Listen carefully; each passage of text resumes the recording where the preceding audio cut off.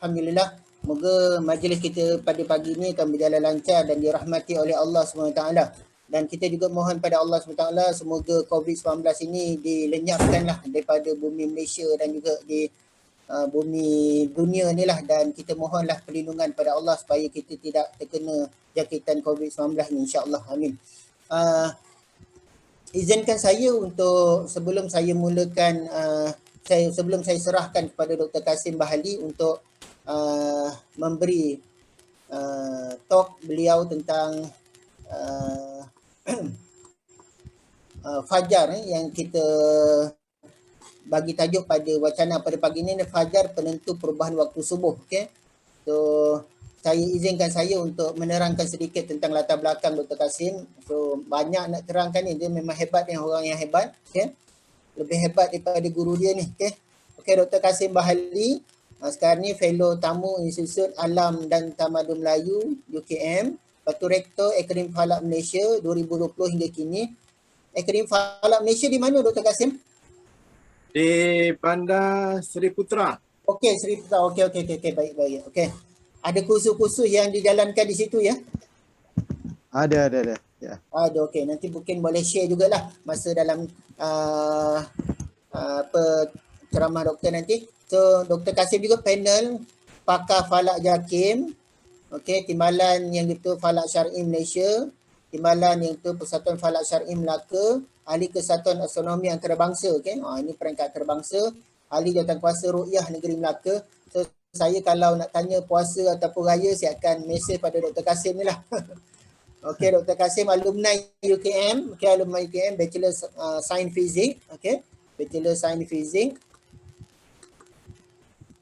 Ada Diploma Education, Master di Universiti Melaya dan PhD di Universiti Kebangsaan Malaysia lah di bawah ATMA, di bawah ATMA, So tak apa, nanti Dr. Kasim akan ceritakan sedikit tentang kajian PhD beliau, Pengalaman kerja, Fellow Akademik Falak Malaysia, Guru, pernah menjadi guru di MRSM, Bendahari Persatuan Ikram Malaysia, Anugerah yang diterima banyaklah, Anugerah emas yang paling penting adalah anugerah emas kedoktoran sains sosial, tesis beliau Sempena Communication UKM ke-47, dan juga GOT lah, GOT dan anugerah khidmat cemerlang, anugerah emas dan banyak lagi lah. So kalau kita tengok dalam CV yang diberikan kepada saya itulah, penerbitan buku, terbit dalam pelbagai buku dan proceeding, journal, dan Dr. Kasim juga sering menulis dalam majalah Cosmic, Dr. Kasim.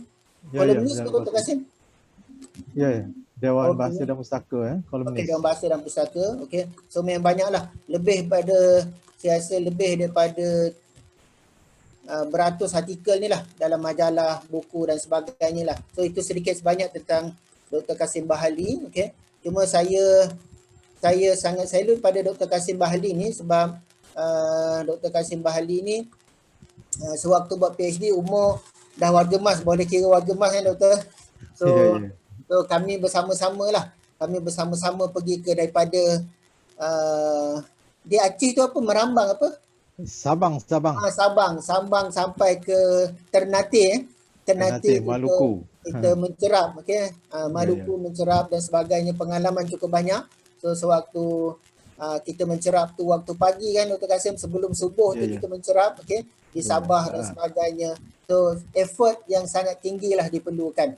Dan akhirnya alhamdulillah kajian ni sangat signifikan dan sangat memberi impak yang cukup besar kepada kita sebagai umat Islam apabila kajian ini menjadi asas kepada perubahan waktu subuh, waktu subuh yang telah dilaksanakan oleh jabatan-jabatan agama di peringkat di negeri-negeri di Malaysia inilah.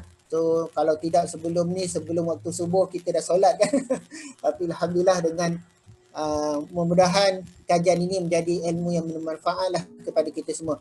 So sekali lagi saya ucapkan selamat datang kepada semua yang join ataupun yang bersama dengan wacana ATMA pada pagi ini, dan juga saya ucapkan ribuan terima kasih kepada Dr. Kasim atas kesudian untuk berkongsi pengalaman, berkongsi pada dapatan PhD beliau untuk sama-sama kita timba ilmu tentang falak ini kan. So satu yang menarik sebab membawa implikasi yang cukup besar. So saya tanpa melengahkan masa, saya persilakan Yang Bahagia Dr. Kasim Bahali untuk memberikan ceramah beliau. Disilakan. Okey, untuk atau cara kita Dr. Kasim mungkin dalam sejam setengah Dr. Kasim bagi talk, lepas tu dalam 30 minit yang terakhir tu, sebab kita sampai 12, mungkin dalam 11.30 tu kita boleh berhenti untuk kita ada soal jawab lah daripada peserta kan kalau ada. Okay. Ataupun terpulang pada Dr. Kasim, mungkin dalam sewaktu bagi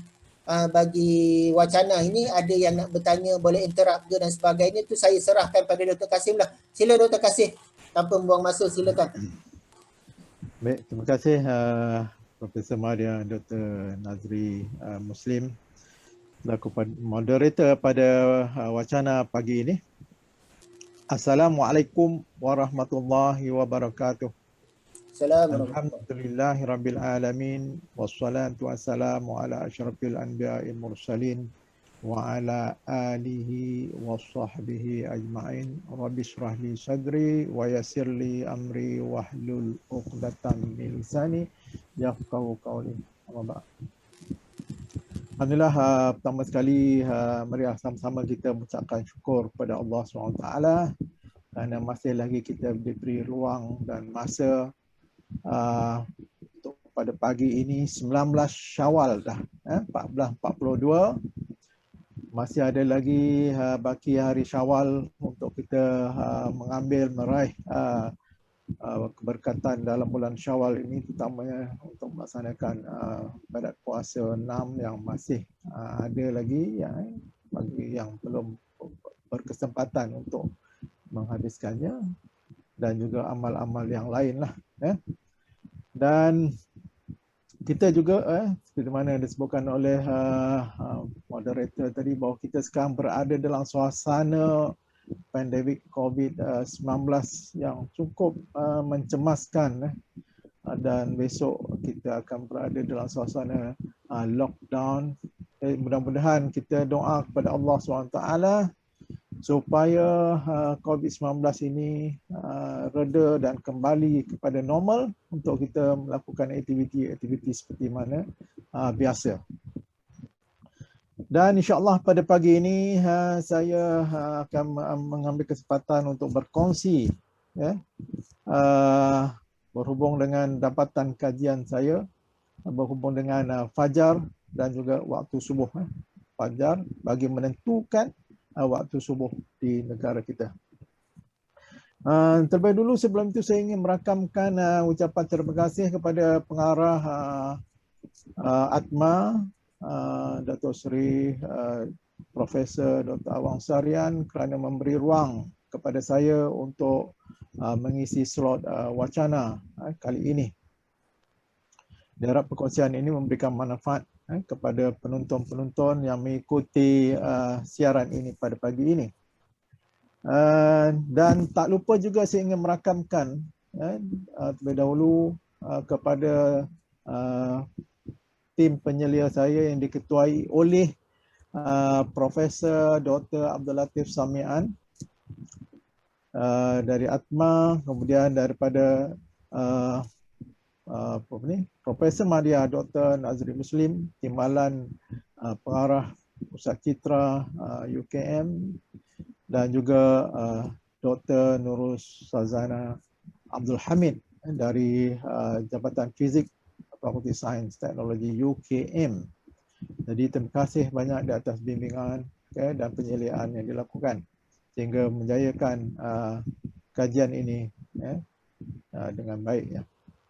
Tak lupa juga saya ingin merakamkan jutaan terima kasih kepada ramai, sebenarnya kalau nak sebut tetapi saya hanya dapat sebutkan beberapa saja, iaitu Ketua Lajnah Falakiyah NU Pak Kiai Sufiullah daripada Jawa Timur, Profesor Subsignan Yuin Sunan Kalijaga Yogyakarta, Pak Hendro dari Bandung, Pak Dr. Arwin dari UMSU Universiti Muhammadiyah Sumatera Utara, Dan ramai lagi teman-teman daripada Pemakasan, Sumeneb, Gersik, Surabaya, dan di mana saja kalian berada, termasuklah juga daripada selatan Thailand, Patani,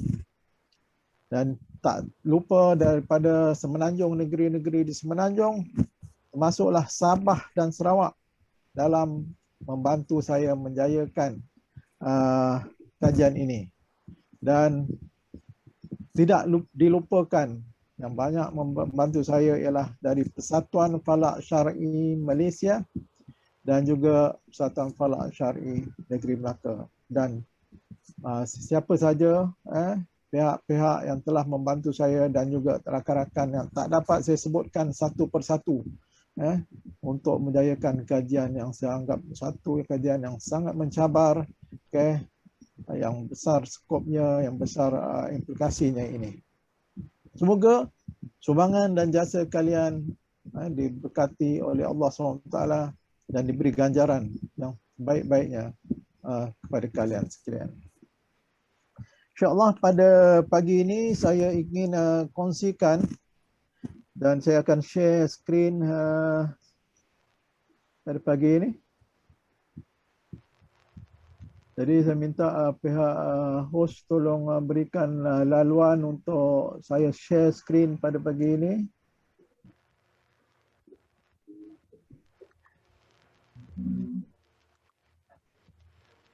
Ya, mohon untuk hosting untuk bagi laluan kepada Dr. Kasim untuk share. Okey.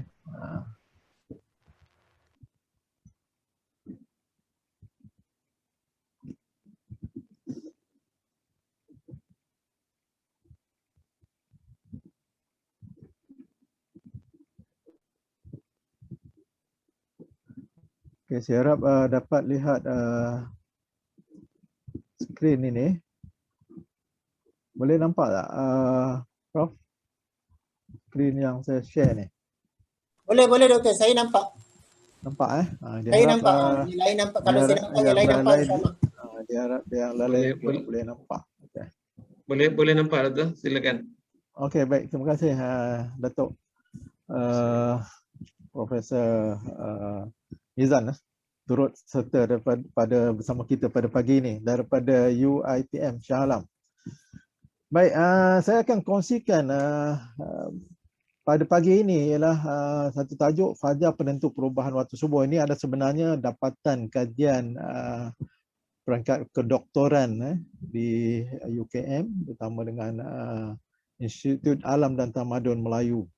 Dan saya akan kandungan perkongsian saya pada pagi ini ialah pengenalan kajian waktu subuh dan juga penemuan dia. Dan sebagai pengenalan peringkat awal dalam alam Melayu ni ataupun dalam masyarakat Melayu, ada waktu subuh dan fajar ini di dalam alam Melayu ataupun dalam budaya Melayu kita. Contohnya kita mungkin sering dengar subuh gajah. Kau ni solat dah subuh gajah dah ni. Artinya seorang itu melaksanakan ibadat subuh yang sudah lewat. Apa yang saya nak share kat sini ialah dalam masyarakat Melayu dia memerhatikan satu pemerhatian dan pemerhatian dia satu yang saintifik sebenarnya, iaitu hubungan dia antara gajah tu dengan subuh. Ini satu perkara yang menarik bagi saya yang boleh kalau kita buat kajian lebih lanjut. Bagaimanakah subuh itu dikaitkan dengan gajah? Sebagai perkongsian awal, gajah ni kalau pada waktu malam dia tak dapat dilihat sebab apa? Tubuhnya yang legap, tidak dapat memantulkan cahaya. Jadi kita tak nampak gajah. Hanya apabila ada cahaya, iaitu cahaya fajar telah mulai terang, barulah kita nampak, oh ada gajah. Jadi masa itu pada era mungkin sebelum zaman merdeka atau zaman sebelum tu lagi, cahaya buatan atau cahaya lampu dan sebagainya tak ada. Jadi suasana di kampung ataupun di kediaman pada masa itu gelap. Kalau kita menjengak keluar memang gelap, tak nampak apa pun. Kecuali kalau kita suluh lah, tapi nak suluh pakai apa, mungkin pakai solok ke apa. Jadi apabila fajar telah mulai terang, baru nampak objek-objek di luar sana, termasuklah gajah. Jadi orang kata, oh ni subuh dah gajah ni. Kemudian fajar menyingsing. Mungkin kita selalu dengar, iaitu apabila pagi, fajar menyingsing. Dan satu lagi simpulan bahasa atau peribahasa menyebut fajar menyingsing, helang menyongsong. Ini pada saya memang betul-betul saintifik lah. Pemerhatian yang betul saintifik. Sebab apa saya kata sedemikian? Sebab ada dua fenomena ke situ, iaitu fajar menyingsing tu ada satu fenomena, dan helang menyongsong tu, helang ni adalah satu spesies, dan dekat sini dia tak sebut burung, dia sebut helang. Maknanya dia perhati apakah burung tu. Jadi daripada pemerhatian saya sendiri, semasa saya buat kajian fajar ni, sempat saya memerhatikan banyak kali lah. Setiap kali pergi membuat kajian fajar ni, kita akan jumpa helang. Seolah-olah helang ni dia menyongsong fajar yang menyingsing. Jadi ini juga satu pemerhatian saintifik yang boleh dibuat kajian ni. Berapa lama selang masa antara fajar itu dengan helang ini menyongsong. Ini sebagai pengenalan bahawa dalam masyarakat Melayu, mereka melakukan pemerhatian, dan pemerhatian itu saintifik dan boleh kita buktikan hari ini secara kajian saintifik.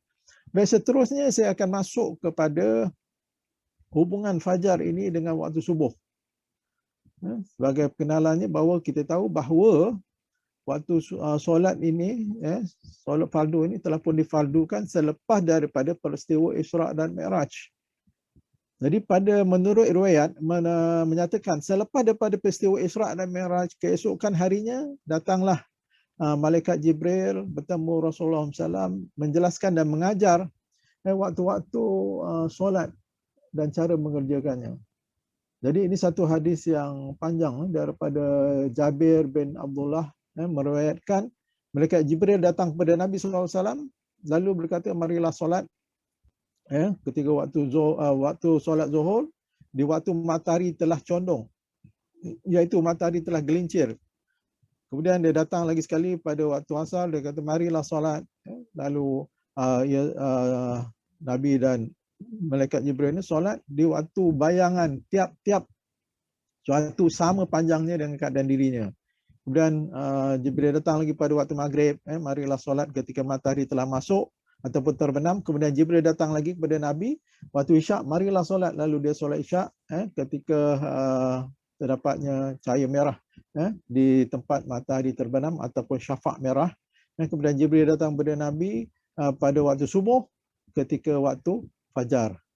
Jadi itu adalah pada hari yang pertama. Pada yang keduanya, Jibril datang lagi bertemu Nabi, mengajak marilah solat ketika waktu zuhur, di waktu bayangan tiap itu sama panjangnya dengan keadaan dirinya. Dan kemudian datang lagi pada waktu asar, marilah solat. Lalu ia solat asar di waktu tiap-tiap suatu itu panjang bayangnya 2 kali daripada dirinya.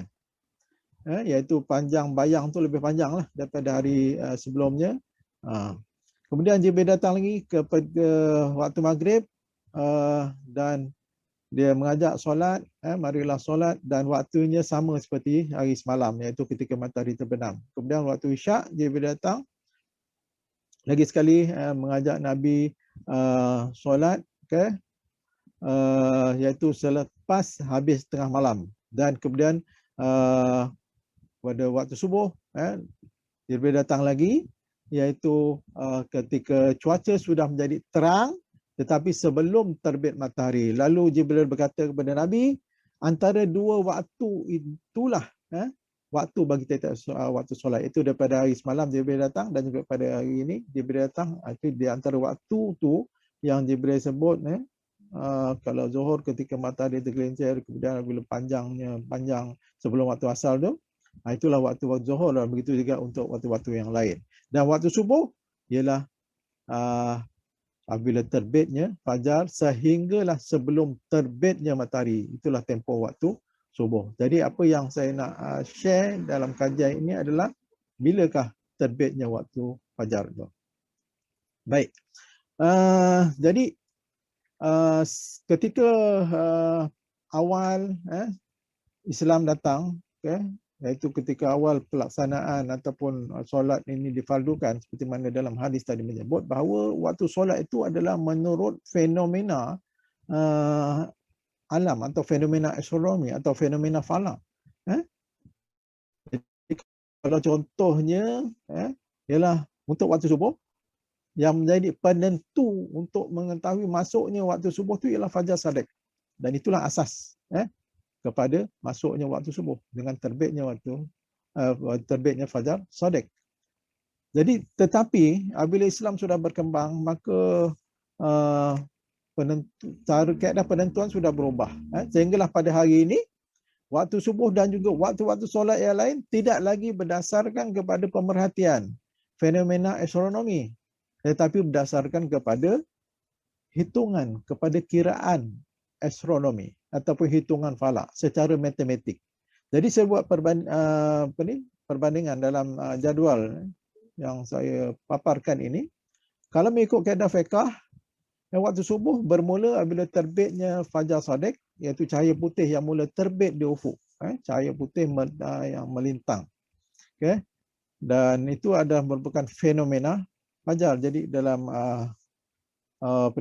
kolom yang tengah tu kita nampak fajar, iaitu cahaya putih yang melintang di ufuk. Dan itulah yang dikatakan fajar yang menjadi penentu masuknya waktu subuh. Tetapi hari ini tidak lagi berdasarkan pemerhatian, berdasarkan cerapan, tetapi berdasarkan hitungan, menggunakan formula, trigonometri ataupun secara hisabnya. Dan parameter yang digunakan untuk menghitung waktu subuh ni ada pelbagai. Ada yang menggunakan tolak 20 darjah, ada yang menggunakan tolak 19 darjah, ada yang menggunakan tolak 18 darjah. Ya, ini nanti saya akan bincangkan sekejap lagi. Dan kita kena ambil maklum bahawa cahaya fajar ketika dia mula-mula muncul tu tidaklah terus terang seperti mana dalam kolom tengah tu kita nampak satu garis putih yang terang. Tetapi sebenarnya ketika dia muncul tidaklah seperti dalam gambar yang saya kongsikan ini. Dia sebenarnya ketika dia muncul tu dia malam, kemudian dia beransur-ansur cerah secara berfasa dan berakhir ketika matahari terbit. Dr. Kasim, Yep. sepanjang mencerap pernah nampak tak yang fajar putih itu, Dr. Kasim? Itu gambar yang saya tunjuk itulah gambar sebenarnya yang saya rekam itulah yang Itu pernah di mana, nampak. Dr. Kasim? Itu saya rakam semasa dalam perjalanan dalam kapal terbang. Saya buat kajian fajar di dalam kapal terbang juga. Jadi itu semasa di dalam pesawat kapal terbang. Dia nampak. Daripada tempat yang tinggi, senang nampak, Prof. Okey. Terima kasih. Sama. Baik, kemunculan fajar ni mempunyai hubungan dengan sudut tunduk matahari. Sudut tunduk matahari adalah sudut di antara pusat matahari dengan ufuk. Dalam gambar ni saya sharekan. Jadi kalau kita berdiri di ufuk, sama ada ufuk laut ataupun ufuk darat. Jadi ketika fajar terbit ni matahari masih lagi berada di bawah ufuk. Belum terbit lagi. Jadi berapakah sudutnya ketika matahari itu masih lagi di bawah ufuk yang menyebabkan fajar terbit. Jadi fajar ni sebenarnya adalah cahaya matahari yang diserakkan ataupun yang dihemburkan. Jadi pada sudut berapa? Jadi sudut itu dinamakan sebagai sudut tunduk matahari ataupun sudut junaman matahari ataupun dalam bahasa Inggeris dipanggil solar depression. Jadi sudut inilah yang nak dikaji berapakah nilainya yang sebenarnya. Adakah bertepatan dengan sudut yang digunakan ataupun tidak. Okey. Jadi dalam dunia Islam hari ini waktu subuh berdasarkan kepada hitungan, tidak lagi berdasarkan kepada pemerhatian seperti mana yang saya sebutkan di awal tadi. Contohnya Jordan, Pakistan, Bangladesh, India, Afghanistan, Kanada, Amerika Utara, Eropah ni dia menghitung menggunakan sudut tunduk matahari tolak 18 darjah. Iaitu tolak 18 darjah maksudnya matahari itu berada di bawah ufuk 18 darjah. Manakala Arab Saudi pula menggunakan tolak 18.5. Libya tolak 18.25. Okay, Lebanon, Selatan Thailand, Kelantan sebelum ini pun menggunakan 19 darjah. Mesir, Syria, Iraq menggunakan tolak 19.5. Okay. Malaysia, Indonesia, Singapura, Brunei sebelum ini maksud saya sebelum berlaku perubahan waktu subuh pada November 2019 menggunakan sudut 20 darjah. Jadi kalau kita tengok berbagai sudut yang digunakan dalam hitungan ini. Jadi yang mana satu yang betul? Ataupun kesemuanya betul atau bagaimana? Jadi ini kajian yang kami lakukan. Baik, sebelum itu dalam dunia astronomi juga menggunakan sudut tunduk matahari ini dalam twilight. Twilight dalam astronomi dia ada 3 jenis, iaitu twilight astronomy, twilight astronomical, twilight awam. Twilight ni lah cahaya, cahaya yang muncul di ufuk ketika matahari masih lagi berada di bawah ufuk. Ataupun kita kata nak faham saya fajar lah. Tapi dalam astronomi dipanggil twilight. Dan twilight ni kalau sudut astronomi kalau fajar twilight astronomy ada punya sudut dia di antara tolak 18 hingga 12 darjah. Dan satu yang saya nak jelaskan kat sini ialah bagi twilight ni dia punya sudut dia bukanlah satu nilai ataupun nilai tunggal. Tidak, dia adalah merupakan satu julat. Saya ambil contoh dekat sini. Twilight astronomy ialah di antara tolak 18 hingga 12 darjah. Jadi dalam julat itu dikatakan sebagai twilight astronomy. Sebab tidak semestinya pada tolak 18 darjah fajar ataupun twilight itu dapat dilihat. Mungkin pada 17 darjah, mungkin pada 16 darjah ataupun tolak 15 darjah baru kita nampak. Sebab fajar ini dia sifat dia adalah cahaya yang diserakkan, bukannya objek seperti mana matahari ataupun bulan yang mudah kita dah kenal pasti. Baik. Dan hal ini seperti mana yang saya katakan, kenapa dia sukar untuk dilihat? Sebab fajar ni adalah satu fenomena penyerakan cahaya, iaitu dia terletak di antara zon siang dan malam. Kalau kita lihat dalam gambar ini, iaitu pembahagian siang dan malam. Dan batas antara siang dan malam itu bukan satu batas yang jelas. Dia agak samar. Jadi nak menentukan sudut ni kat situlah yang menjadi cabarannya. Dan hal ini berbeza dalam nak menentukan waktu solat maghrib contohnya. Di mana kalau solat maghrib kita melihat matahari, iaitu matahari yang terbenam. Dan matahari yang terbenam ni dia adalah objek. Objek yang mengeluarkan cahaya sendiri. Jadi kita boleh nampak dengan jelas bentuk matahari itu seperti satu cakra yang terang, kemudian dia terbenam. Dengan terbenamnya matahari di ufuk barat, maka masuklah waktu maghrib. Begitu juga dengan waktu syuruk. Waktu syuruk pun kita boleh lihat dan tentukan dengan jelas. Sebab kita boleh nampak bentuk matahari yang mula-mula muncul daripada ufuk timur. Jadi kalau kita nak mudah faham, kalau kita ada 5 orang di tempat yang sama, pada waktu yang sama, menyaksikan fajar, dan masing-masing tu kita pastikan dia tidak berbincang waktu mereka nampak fajar. Cuma kita minta dia ingat pukul berapa, tetapi jangan kongsikan waktu yang dia nampak fajar itu. Selepas itu, kita tanya setiap orang. Daripada 5 orang tadi, pukul berapa dia nampak fajar. Saya yakin setiap daripada 5 orang itu akan memberikan jawapan yang berbeza. Sebab sifat fajar itu Okay? Yang kita yang agak subjektif. Berbeza dengan kalau kita melihat matahari yang terbenam, untuk kita tahu waktu maghrib, kita 5 orang yang sama tadi, okay, melihat di ufuk barat ketika matahari nak terbenam, kemudian masing-masing rekodkan kenampakan masing-masing matahari terbenam tanpa berbincang antara satu sama lain. Kemudian dia bagi tahu kita sebagai penyelaras, bagi tahu waktu dia nampak matahari terbenam tu pukul apa. Dan saya yakin jawapannya kelima-limanya sama. Ini nak menunjukkan tentang perbezaan perhatian terhadap fajar dengan waktu maghrib tadi. Dan begitulah juga dengan waktu zuhur, waktu asar. Kecuali waktu isyak lah. Waktu isyak dengan subuh ni hampir sama dia punya situasi dia.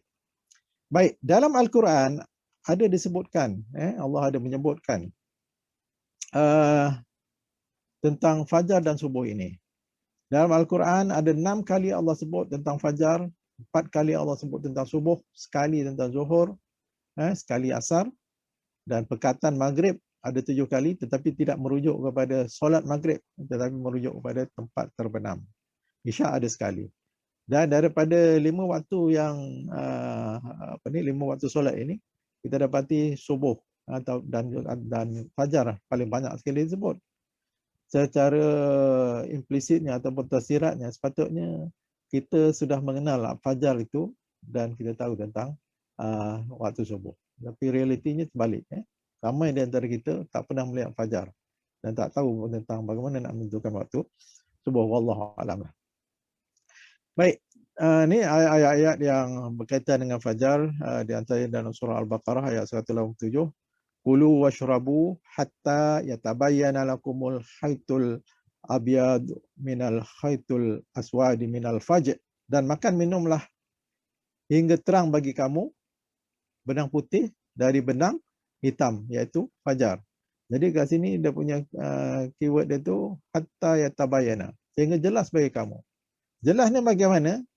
Sehingga jelas seperti mana kita memerhatikan benang hitam dan benang putih. Jadi kita tak akan katakan benang hitam tu warna hijau ke warna apa ke. Sebab clear cut, iaitu antara putih dan hitam ni satu benda yang very contrast, mudah kita kenal pasti. Jadi sehingga sedemikian Allah menjelaskan sifat fajar tu. Sifat fajar tu sepatutnya dia adalah satu yang jelas. Kita tunggu fajar tu sehingga nampak jelas. Oh, dah nampak dah fajar, putih. Dan latar belakangnya gelap, hitam. Kemudian begitu juga dalam surah Al-Isra ayat 78, yang bermaksud diri kala solat dari sudah tergelincir matahari sampai gelap malam. Sesungguhnya solat subuh disaksikan oleh para malaikat. Liduluki syamsi ila ghasaqil lail wal Qur'an al-fajr. So jadi keyword kat sini disebut tentang gelincir matahari, kemudian sehingga malam, dan juga wal Qur'an al-fajr itu sehinggalah waktu subuh. Fajr ini menunjukkan waktu subuh, dan waktu subuh itu disaksikan oleh malaikat. Kemudian juga dia disebutkan dalam surah Hud ini yang menyebutkan tentang waktu fajar. Perkataan fajar tu. Kemudian wal fajr dalam surah Fajr, dalam surah yang selalu kita baca Al-Qad, iaitu hatta matla'il fajr, iaitu sehingga terbit waktu fajar. Ini dalam bulan Ramadan selalu dibaca oleh kita ataupun imam tentang surah Al-Qad ini, iaitu kelebihannya malam Lailatul Qadar, sehinggalah terbitnya waktu fajar. Kemudian dalam subuh ya, manakala subuh pula Allah sebut dalam surah Hud, alaysa subuh biqarib, sesungguhnya jatuhnya azab pada mereka itulah di waktu subuh, bukanlah waktu subuh itu sudah dekat. Alaysa subuh biqarib itu maksudnya bukankah subuh itu sudah dekat. Ini tentang azab yang turunkan kepada umat pada zaman dulu. Kemudian dalam surah Mudassir ayat 34, wa subuhi iza asfar. Dan subuh apabila mulai terang, wa subuhi iza tanafas, dan subuh apabila fajarnya mulai menyingsing. Jadi dua ayat yang terakhir ni, satu dalam surah Mudassir dan Takwir ni, ada dua term kat situ, iaitu asfar dan satu lagi lah tanafas. Subuh apabila asfar dan subuh apabila tanafas. Jadi dua fenomena yang berbeza sebenarnya. Dan ini adalah sebahagian daripada kajian saya dan saya akan kongsikan nanti. Okay, dan bagi kita umat Islam, fajar dan sahur ini juga menjadi penentu. Fajar juga menjadi penentu untuk kita lakukan ibadat puasa. Seperti mana berdasarkan hadis yang diriwayatkan oleh Ibnu Umar dan Ummul Mukminin Aisyah radhiyallahu anha, bahawa Bilal biasa berazan pada malam hari, lalu Rasulullah SAW bersabda, makan dan minumlah kalian sampai Ibnu Maktum berazan, kerana tidaklah ia berazan kecuali terbit fajar. Jadi boleh makan kalau ikut dalam ayat ini, sehinggalah terbitnya fajar ataupun azan. Hadis yang diriwayatkan oleh Abu Darda radhiyallahu anhu, sesungguhnya Nabi SAW bersabda, 3 perkara yang termasuk dalam kehalak kenabian, iaitu menyegerakan berbuka, mengakhirkan sahur, meletakkan tangan atas tangan kiri di dalam solat. Ini riwayat Tabrani disahihkan oleh Syekh Albani rahimahullah. Jadi dekat sini yang menariknya disebut berbuka itu hendaklah disegerakan. Sahur itu hendak dilewatkan. Ada hikmahnya dekat situ, sebab di awal tadi saya sebut waktu terbenam matahari itu kita boleh nampak dengan jelas waktu terbenamnya, maka kita pasti sudah masuk dah waktu maghrib ataupun sudah masuk dah waktu berbuka, sebab sudah pasti nampak matahari itu terbenam. Okay? Maka segeralah kita berbuka sebab dah confirm masuk. Tetapi beza dengan waktu fajar. Dia kalau 5 orang tadi yang saya katakan, ada yang mungkin ada yang paling awal nampak, ada yang kedua nampak, ketiga yang lewat nampak. Jadi dalam hal ini kita pegang pada dalam hal ini merujuk kepada surah Al-Baqarah ini, maka dah minumlah bagi kamu sehingga jelas bagimu. Benang putih dari benang hitam, iaitu fajar. Jadi nak tunggu dia jelas tu, bolehlah makan lagi. Wallahu a'lam. Okay? Ini apa yang saya lihat daripada perspektif falaknya. Okay, waktu subuh daripada perspektif fiqh, iaitu dari sudut fiqh, waktu solat subuh dinyatakan dalam kitab-kitab fiqh bermula pada terbit fajar shadiq hingga terbit matahari. Kerana fajar shadiq ialah cahaya putih yang menyerlah secara melintang di ufuk. Ini dalam kitab fiqh, boleh rujuk dalam kitab-kitab fiqh. Contohnya kitab Matla'al Badrain. Okay. Hukum-hukum syarak bergantung kepada fajar shadiq ini, iaitu menentukan permulaan puasa, waktu subuh dan juga akhir waktu isyak. Baik, jadi fajar ni, okay, soalan saya kan, fajar shadiq yang mana satu menurut fiqh? Okay, kalau yang mula terbit, dia malam. Seperti dalam gambar yang saya kongsikan ni, di sebelah kiri ni ialah fajar ketika dia mula terbit. Jadi pengecaman tu agak sukar. Jadi kalau 5 orang, mungkin ada yang nampak, mungkin ada tak berapa nampak, mungkin langsung tak nampak, pengecamannya sukar. Tetapi yang sebelah kanan, apabila dia sudah semakin terang, maka mudah untuk dicam. Pengecamannya mudah. Jadi kalau mengikut fiqh, yang mana satu yang terang? Yang sebelah kanan ni ke atau yang sebelah kiri? Yang dimasukkan terang tadi. Wallahu alam. Tapi apa yang saya nak share ialah saya tidak mengkaji yang mana satu. Saya hanya mengambil dalam kajian ini ketika dia mula terbit. Selain daripada itu, satu lagi fajar, dalam fiqh juga ada menyebut tentang fajar kazib. Jadi mungkin tak ramai yang dapat melihat fajar kazib ni, tapi alhamdulillah dalam kajian yang kami lakukan, kami telah dapat melihat fajar kazib beberapa kali lah dalam sepanjang kajian ini. Contohnya pada 16 Julai 2018, gambar yang sebelah kiri ini, kita nampak jelas fajar kazib adalah cahaya yang tegak naik ke atas. Tegak naik ke atas seperti satu kun. Sebelah atas dia runcing, manakala sebelah bawah dia mengembang. Seperti satu kun. Kemudian di air papan di Mersing pada 23 Jun 2018 juga kita nampak.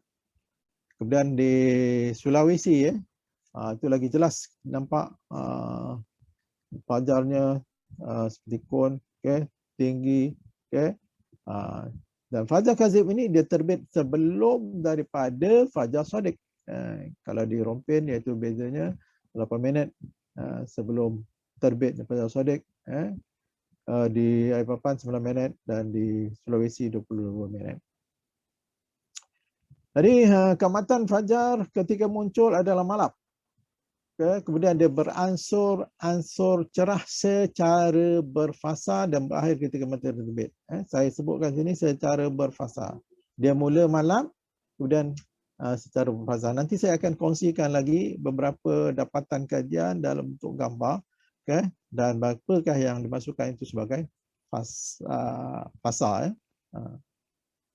Jadi dari segi perspektif falak, waktu subuh ni bermula apabila terbitnya fajar shadiq, iaitu cahaya putih yang memancar di ufuk timur berhampiran kedudukan matahari terbit dan berakhir apabila matahari terbit. Iaitu matahari terbit mengikut definisi astronomi atau falak ialah apabila kita nampak sikit saja bahagian atas matahari itu upper limb, maka itu sudah pun dikatakan terbit. Bukan kita nak tunggu sehingga kita nampak bulat matahari itu matahari terbit, tidak.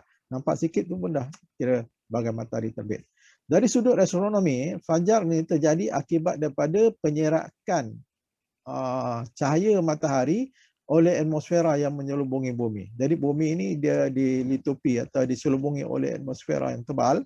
Jadi matahari yang masih ada di bawah pada sudut yang tertentu, cahayanya akan dihemburkan ke atas, maka kita akan dapat saksikan cahaya itu terserak, dan cahaya terserak itulah yang menyebabkan fajar.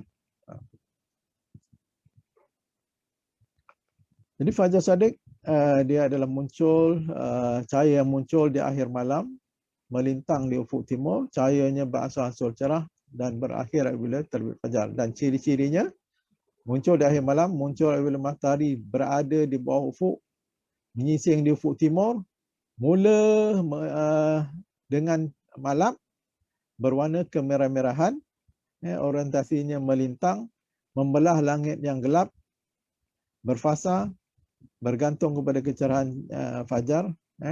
Fasa tu maksudnya dia punya kecerahan dia. Daripada malam kemudian terang sedikit, terang, semakin cerah, makin cerah, makin cerah. Jadi itu ada fasa-fasa dia. Menghilangkan kegelapan malam, pengantara antara malam dan siang, dan berakhir dengan terbit matahari. Inilah ciri-ciri fajar. Dr. Kasim. Yep. Ada satu kan, ni tak tahulah di tempat saya dia panggil siang tanah. Orang terang tanah. Siang tanah itu termasuk dalam masih lagi dalam waktu subuh ataupun macam mana? Itu terang tanah tu, iaitu dalam masyarakat Melayu ada sebut bila dah terang tanah kan, maksudnya fajar tu sudah semakin terang. Itu dalam fasa tanafas, fasa yang sudah terang. Itu nanti insya-Allah saya akan sentuhkan nanti. Jadi ketika terang tanah tu, jadi kita dah boleh nampak dah, mula dah boleh nampak. Itu masih lagi ada subuh. Selagi belum terbit matahari. Terang tanah ni belum terbit matahari lagi. Subuh ataupun istilah Melayu satu lagi ialah subuh gajah. Gajah kalau kita nampak, dah nampak dah gajah. Sebab apa? Sudah mulai terang. Tetapi matahari masih belum terbit lagi. Baik, so jadi matahari bumi ini dilitupi oleh atmosfera yang tebal. Jadi kalau tak ada atmosfera, maka terbenam saja matahari, bumi akan terus serta-merta menjadi gelap. Jadi itu sebab itu Allah jadikan atmosfera ini banyak hikmahnya, di antaranya supaya apabila matahari terbenam, langit tidak terus menjadi gelap gelita. Kalau tidak nanti menggelabah kita, tiba-tiba terus gelap, kita tak sempat nak buat persiapan. untuk menjelang malam. Cahaya matahari apabila melalui atmosfera dia akan diserakkan. Diserakkan, maka langit kita akan menjadi terang. Sedikit demi sedikit, sedikit demi sedikit hinggalah matahari terbit. Dan penyerakan cahaya ini bergantung kepada sudut tunduk matahari atau sudut junaman matahari.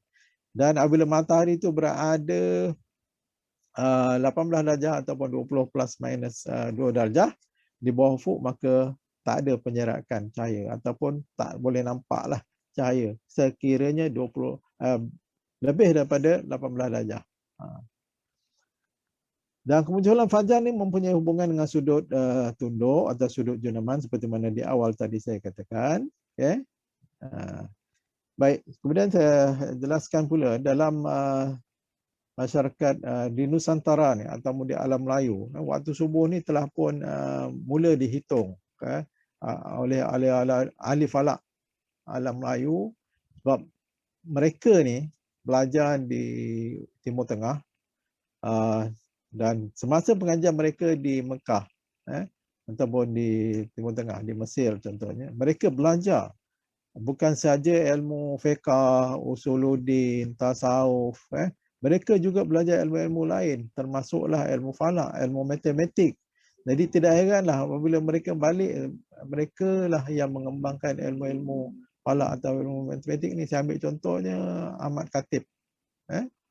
Ahmad Khatib seorang ulama yang pergi menuntut di Mekah, yang dihantar oleh bapanya ketika usianya 10 tahun lagi. Jadi semasa dia menuntut di Mekah, dia telah belajar banyak ilmu, termasuklah ilmu falak dan juga ilmu matematik. Dan dia adalah di antara ulama yang menulis kitab matematik dan dalam bahasa Melayu, dan sampai hari ini kitabnya itu boleh lagi dibaca, boleh lagi dilihat. Nak menunjukkan bahawa ulama-ulama dulu mereka juga luas bidang ilmu pengajian dia. Bukan hanya dalam satu disiplin ilmu saja. Kalau bidang pengajian Islam punya Islam je, tapi luas lingkup, ruang lingkupnya. Jadi di antara mereka ni seperti Syekh Abdullah Fahim, Syekh Wan Sulaiman Wan Sidik, Haji Umar Nuruddin, Haji Ismail Abdul Majid, Zubair Umar Al-Jailani, Muhammad Maksum Ali, Syekh Mayuddin Abdul Mukmin Al-Keranji, Syekh Ahmad Abdul Latif Al-Khatib, yang tadi saya katakan Al-Khatib ni adalah gelaran yang diberikan kepadanya sebab dia orang Melayu yang pertama dapat menjadi khatib di Masjidil Haram. Ini satu penghormatan yang cukup tinggi, dapat menjadi khatib di Masjidil Haram. Dr. Kasim, Prof Latif pun ada ulas tentang buku matematik Prof, apa Syekh Ahmad Khatib itu. Ya, sebab dia memang menulis buku atau kitab matematik ni.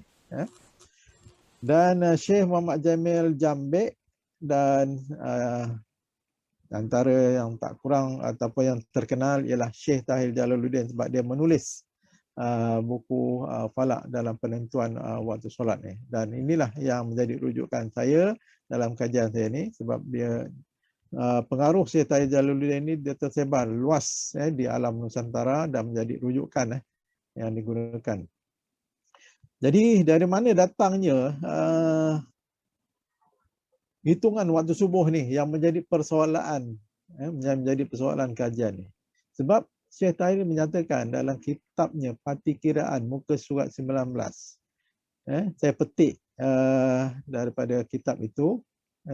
Yang tersebut pada kebanyakan kitab miqat ialah 17 darjah sahaja bagi isyak dan 19 darjah bagi fajar, dan tidak dengan tiada memasukkan kerendahan ufuk mar'i daripada hakiki, dan separuh garis tengah bulatan matahari. Jumlahnya apabila ditambahkan dia kepada 17 atau 19, cara jumlahnya ialah 19 dan 20 darjah. Bagaimana yang tersebut di atas. Jadi saya nak jelaskan sedikit di sini. Sebelum ini, apa yang dia belajar oleh ahli-ahli falak di Timur Tengah, masuklah daripada alam Melayu, seperti yang saya sebutkan tadi itu. Mereka belajar dalam kitab miqat. Dulu dipanggil miqat, ilmu falak yang menentukan waktu solat ni namanya ilmu miqat. Tapi sekarang ni payah dah nak jumpa kitab miqat ni.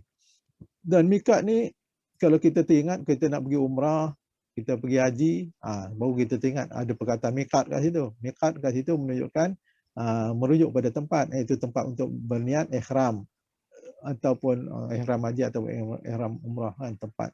Tapi miqat satu lagi ialah merujuk pada masa. Menentukan masa. Macam mana kita nak tahu waktu waktu solat, waktu puasa dan sebagainya, waktu-waktu yang berkaitan dengan ibadat ni. Itu namanya miqat. Jadi dalam kitab-kitab miqat yang mereka belajar, termasuklah Syekh Tahir belajar, dia kata untuk waktu subuh, waktu isyak, sudut yang digunakan 17. Astagfirullahaladzim. Aku nak beli air. Okay. Banyak-banyak benda aku beli air. Dan waktu subuh ialah 19 darjah, minus 19 darjah. Jadi Syekh Tahir menulis dalam kitabnya, dia kata ini tidak mengambil kira kerendahan ufuk mar'i, iaitu ufuk mar'i ini ialah ufuk ketara yang disebabkan oleh pembiasan cahaya matahari dan juga separuh diameter matahari. Jadi kalau diambil kira kedua-dua faktor ini, sepatutnya kena tambah lagi 1 darjah. 17 tambah 1 jadi 18.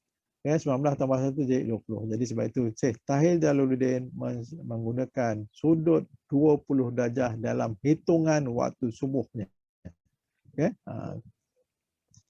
Baik, sekarang saya masuk pada kajian yang saya terlibat. Jadi kajian ini ada 2 fasa kajian yang saya lakukan, iaitu kajian fajar dan juga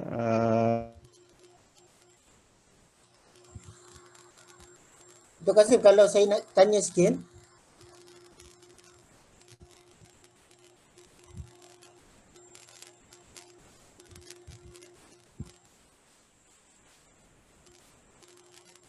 Tak dengar?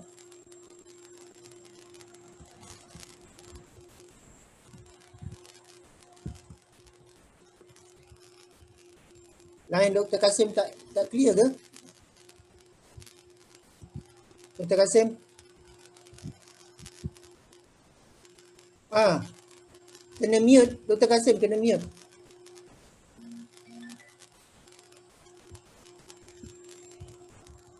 Dr. Kasim kena mute. Kena unmute. Dr. Kasim tak dengar. Kena unmute. Okey. Okey, sekarang boleh dengar? Boleh. Okey. Saya kena terpaksa share screen balik semula lah ni. Ya. Cuma tadilah Dr. Kasim saya nak tanya kenapa Syekh Tahir dia tambah 1 tu, apa ijtihad yang digunakan untuk tambah 1 daripada 19 kepada 20 tadi? Okey, sebab mengikut Syekh Tahir Jalaluddin dalam kitab-kitab miqat ni tidak mengambil kira ufuk ketara. Ufuk ni dia ada 2 ni Prof. Satu ufuk hakiki. Ufuk hakiki maksudnya kalau tak ada atmosfera. Tak ada atmosfera. Tapi bumi kita ni ada atmosfera, diseliputi oleh atmosfera. Jadi apabila ada atmosfera maka ada pembiasan berlaku.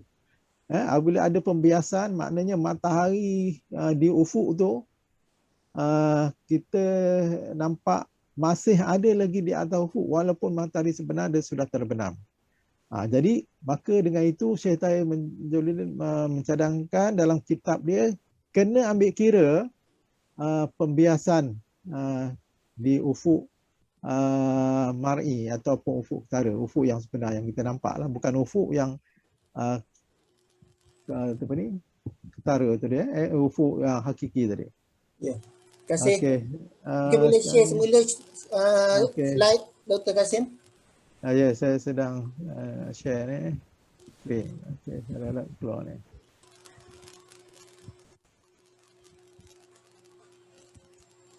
Okey. Screen share. Okey. Minta maaf atas masalah teknikal sebentar tadi. Biasalah tu. Sebab line tak stabil kat rumah saya ni. Baik. Jadi kajian yang saya terlibat ada 2 fasa kajian sebenarnya, iaitu fasa pertama ialah dalam pesawat penerbangan, kemudian ialah di daratan. Tapi untuk perkongsian ni saya akan fokus di daratan. Saya hanya sentuh secara sepintas lalu untuk yang pesawat dalam penerbangan, kajian di dalam pesawat penerbangan ni.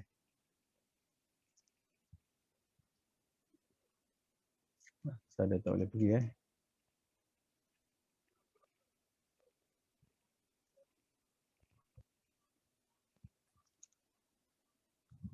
Ada. Okey.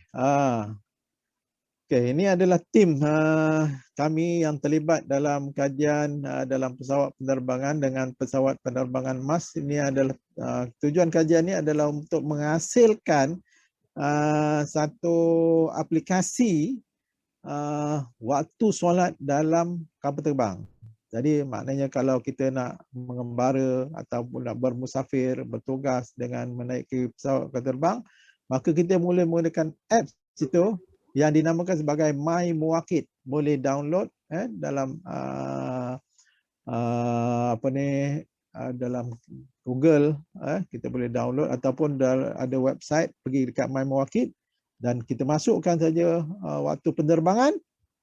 Pada tarikh kita nak terbang tu, maka dia akan plotkan satu garis laluan kapal terbang di manakah waktu-waktu solat yang akan terlibat sepanjang penerbangan kita.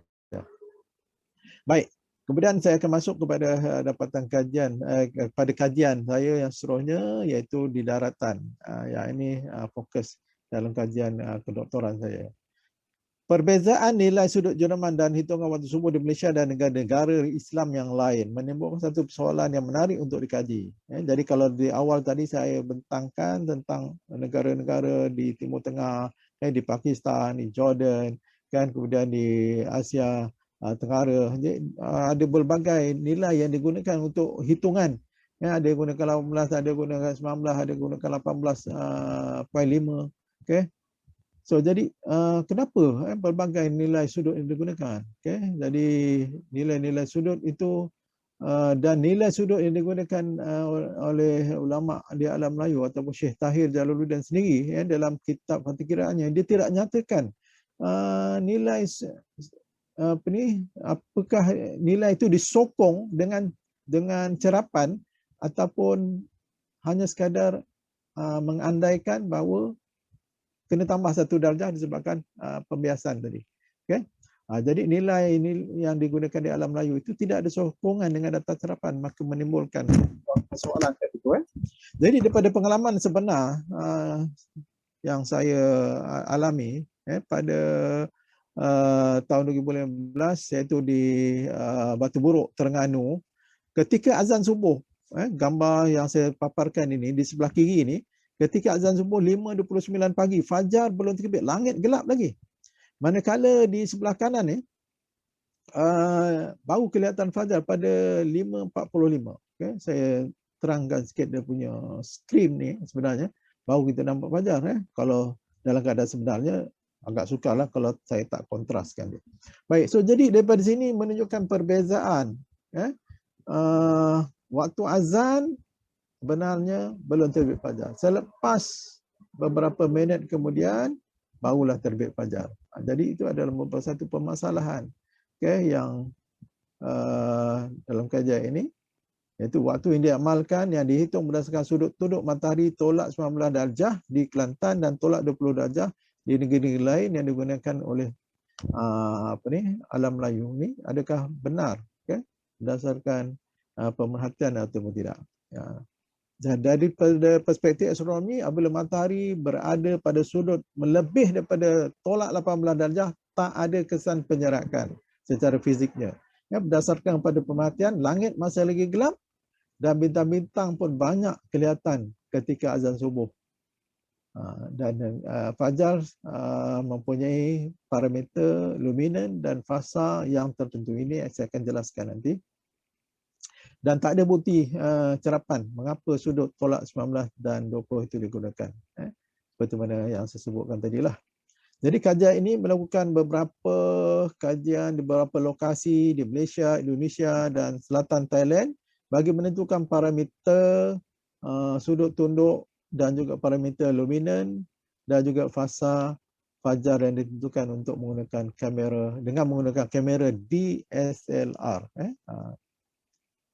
Jadi persoalan kajian ni, apakah ciri-ciri kamera DSLR sebagai alat pengesan dan pengukur fajar? Berapakah nilai luminan dan sudut tunduk matahari yang bertepatan dengan fajar sebenarnya? Dan berapakah nilai sudut tunduk matahari dan luminan ketika fasa tanafas dan isfar bagi fajar sadiq? Yang saya sebutkan tadi dalam Al-Quran ada sebut wasubuhi iza asfar wasubuhi iza tanafas. Berapakah perbezaan waktu di antara solat subuh yang diterbitkan oleh agensi agama dengan waktu fajar sebenar terbit? Jadi ada 4 objektifnya berdasarkan persoalan tadi. Okay. Baik, sekarang dari segi metodologinya, okay. Penentuan kamera. Kenapa menggunakan kamera? Apakah ciri-ciri kamera ni sebagai alat pengesan? Okay. Jadi sesuatu alat yang nak digunakan dalam kajian dalam astronomi, dia mestilah dikalibrasi terlebih dahulu. Jadi buat ujian di makmal, test kamera ni. Kemudian daripada situ kita untuk ujian makmal ni kami menggunakan sfera integrasi, iaitu yang terdapat di agensi angkasa, iaitu alat ini dia boleh menentukan berapakah luminan sesuatu objek itu.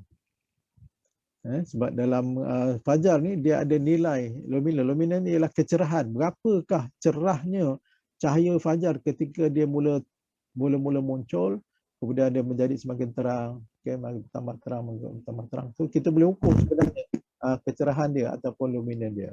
Jadi untuk kita ketahui nilai dia tu dengan menggunakan kamera DSLR, kita kena kalibrasi dulu kamera itu dengan menggunakan alat yang terdapat di agensi angkasa, iaitu sfera integrasi. Dan ujian yang dilakukan seperti mana dalam gambar tu, bagaimanakah dia punya susunan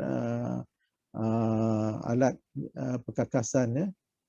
Jadi yang diuji ataupun yang test dilakukan ialah keliniran terhadap dedahan, bukaan dan juga ISO, dan juga keseragaman piksel, dan juga menentukan pemala kalibrasi kamera.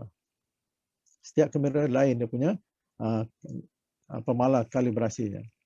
Jadi dalam selain daripada kami menggunakan kamera DSLR, kami juga menggunakan satu lagi alat, iaitu alat photometer yang dinamakan sebagai SQM, Sky Quality Meter. Jadi kedua-dua alat ni dikalibrasi terlebih dahulu dengan menggunakan alat sfera integrasi. Jadi sfera integrasi ini adalah satu sumber cahaya yang stabil dan seragam dengan spektra daripada 300 nanometer sehingga 2400 nanometer. Jadi ujian ini dilakukan dalam satu amal yang ataupun dalam bilik yang bersih, clean room.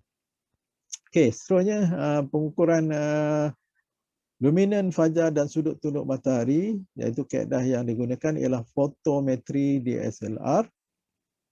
Kemudian daripada dalam kaedah fotometri ini dapat didapatkan imej mentah daripada dengan menggunakan kamera DSLR tadi. Kemudian imej mentah ini diproses, dapatkan imej terkalibrasi dengan kaedah bayangan kecerahan bandingan. Kemudian daripada itu kita dapat tentukan luminan fajar dan juga waktu terbit fajar, dan dapat tentukan sudut tunduknya. Jadi dalam kaedah fotometri ini dengan menggunakan kamera DSLR dan SQM, jadi setting yang ditetapkan untuk ISO ialah di antara 2000 hingga 3000, bukan di antara f2.8 dengan hingga f5.6, dedahan 2 hingga 10 saat dan fokus infinity, dan bukan lensa yang digunakan itu ialah 28 mm. Dan semua imej dirakamkan secara automatik, dengan setting automatik. Kemudian bagi SQM LU ditetapkan dengan setting waktu dedahan 1 minit, tempoh rakaman antara 40 hingga 60 minit, dan dengan magnitude kecerahan dirakamkan juga secara automatik. Dan bagi mengumpulkan imej mentah ni di lapangan, jadi kami menentukan tarikh dan juga lokasi yang dipilih. Jadi sebanyak 27 lokasi di Malaysia, di Indonesia dan juga di selatan Thailand. 20 di Malaysia, 6 di Indonesia dan 1 di selatan Thailand. Ini adalah lokasi terpilih untuk rantau Nusantara ataupun alam Melayu. Dan tarikh carapan dilakukan daripada Februari 2017 hingga April 2019. Dan tarikh-tarikh yang dipilih ialah tarikh ketika di mana tidak ada cahaya bulan selepas tengah malam sehinggalah pagi. Untuk itu, saya merujuk takvim Hijri, iaitu di antara 1 hingga 13 hari bulan, tidak ada cahaya bulan ketika fajar terbit. Sebab sekiranya ada cahaya bulan, dia akan mengganggu kita. Sebab cahaya fajar yang malam, apabila ada cahaya bulan, maka sudah tentulah tidak sukar untuk kita dapat melihat kontras cahaya fajar tadi. Ini adalah lokasi ataupun rantau kajian seperti di awal tadi yang disebutkan oleh moderator Profesor Maria Dr. Nazri Muslim. Jadi kami terlibat dalam kajian ini. Yang paling timur sekali ialah di Ternate di Kepulauan Maluku, dan yang paling barat sekali ialah di Sabang ataupun di Aceh, di titik paling hujung di Indonesia ataupun titik paling barat di Indonesia. Di sana dipanggil sebagai titik 0, titik kosong. Daripada itulah bermulanya Indonesia. Berakhir titik paling hujung di Indonesia. Dan paling selatan sekali ialah di Jawa Timur, di Surabaya, dan paling utara sekali ialah di Thailand ataupun di Patani. Jadi inilah merupakan ruang lingkup kami. Kajian ini dilakukan, masuklah di beberapa lokasi di Semenanjung, di Kelantan, di Terengganu, di Pahang, di Johor, di Melaka, di Kedah, di Sabah. Jadi jumlah semestinya ada 27 lokasi. Ini saya kongsikan hanya beberapa saja lokasi cerapan. Ada yang merupakan lokasi laut dan juga ada juga merupakan lokasi daratan. Di Pekan, Pahang, di Penarik, di Sabah, di Sempang Mengayau, Kudat, kemudian di Johor, di Terengganu. Ini adalah merupakan bagaimana suasana semasa cerapan dibuat dengan persiapan peralatan perkakas. Jadi keadaan langit yang cukup gelap, berada dalam suasana gelap. Jadi kalau macam mana gelapnya tu, kalau ada 2 orang, seorang berada di satu hujung dan seorang lagi berada di hujung, tak nampak yang seorang lagi. Anda menunjukkan betapa gelapnya tempat yang dipilih lah. Dan susunan radasnya seperti ini. Dan kami menggunakan satu aplikasi untuk merakamkan cahaya ni secara automatik yang dibangunkan oleh Persatuan Falak Syar'i Malaysia. Kemudian yang kedua, pengukuran luminan dan juga fajar, itu mengukur sudut tunduk matahari menggunakan teknik fotometri DSLR seperti mana tadi. Jadi ini adalah merupakan imej mentah yang dirakam secara automatik. Kemudian kita akan analisa setiap imej ini. Dan imej ini dirakamkan dalam 2 format. Satu RAW, satu lagi ialah format JPEG. Dan daripada sini kita boleh lihatlah ketika mula muncul, ketika mula dirakam, gelap saja, tak nampak lagi fajar. Selepas beberapa minit kemudian baru kita akan nampak mula cerah. Kemudian daripada imej yang dirakam tadi, kita buat pemprosesan dan kita buat kalibrasi, pemprosesan imej kalibrasi. Daripada itu kita boleh tengok dia punya histogram dia. Histogram ni menggambarkan kecerahan imej. Jadi kita boleh lihat ketika mula, kemudian seterusnya kita akan nampak perubahan histogram tu di sebelah kanan. Bila mula bertambah, maka kita akan nampak di situ adanya pertambahan cahaya. Pertambahan cahaya itu adalah akibat daripada adanya cahaya fajar Shadiq. Dan seterusnya ialah menentukan sudut, tunduk dan luminan bagi fasa fajar Shadiq. Ini berdasarkan pemerhatian. Menggunakan alat sederhana, iaitu yang saya bina, yang saya namakan sebagai tertingkap benang. Alat ini dia terdiri daripada benang hitam dan juga benang putih. Beberapa helai benang hitam dan juga beberapa helai benang putih. Dan cara menggunakannya ialah kita pegang lebih sedikit daripada kepala dan menghala kepada arah fajar. Jadi benang itu menghala ke fajar. Jadi sebelum fajar terbit, kedua-dua benang ini tak dapat dilihat, iaitu benang hitam dan juga benang putih tak dapat dilihat. Sehinggalah fajar mula terbit. Jadi dalam persekitaran yang gelap, benang tak dapat dilihat. Dan apabila fasa tanafas, barulah kita akan nampak benang putih dapat dilihat, kemudian barulah diikuti benang hitam ketika fasa asfar, iaitu apabila cahaya fajar sudah mulai terang, tetapi matahari masih belum lagi terbit. Kemudian metod yang keempat, iaitu untuk menganalisis waktu subuh yang terbitkan dengan waktu fajar. Ini menggunakan kaedah perbandingan, iaitu berdasarkan kepada takwim yang diterbitkan oleh agensi agama bagi tempatan. Daripada analisa itu kita dapat lihat perbezaan antara waktu yang diterbitkan, waktu subuh yang diterbitkan dengan waktu sebenar fajar.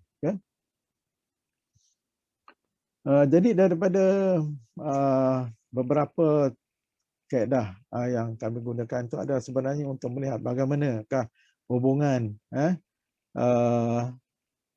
di antara dapatan ketiga-tiga kaedah tadi. Dan keadaan langit ketika kajian ini dibuat agak baik, seperti mana dalam paparan ni bintang-bintang dapat dilihat banyak bertaburan. Bukan itu saja, kita dapat juga melihat galaksi Bima Sakti di langit. Dan ini adalah merupakan pihak-pihak yang turut sama membantu kami ataupun turut serta untuk merasai bagaimanakah fajar ini sebenarnya, dan bagaimanakah ketepatan ketika azan, adakah fajar sudah terbit atau tidak. Jadi beberapa orang yang turut serta ialah di antaranya ialah mantan mufti Negeri Melaka, kemudian ulama di Selatan Patani, yang bahagian atas ni ialah di Patani, sebahagian terdiri daripada ulama di Selatan Patani, dan di tengah ini adalah kumpulan daripada Lajnah Falakiyah Jawa Timur di Gersik. Ini di Surabaya kan Dr. Kasim? Ya, di Surabaya. Ini Prof. Dr. Nazri Muslim turut serta dalam kajian ni. Di Surabaya, di Jawa Timur.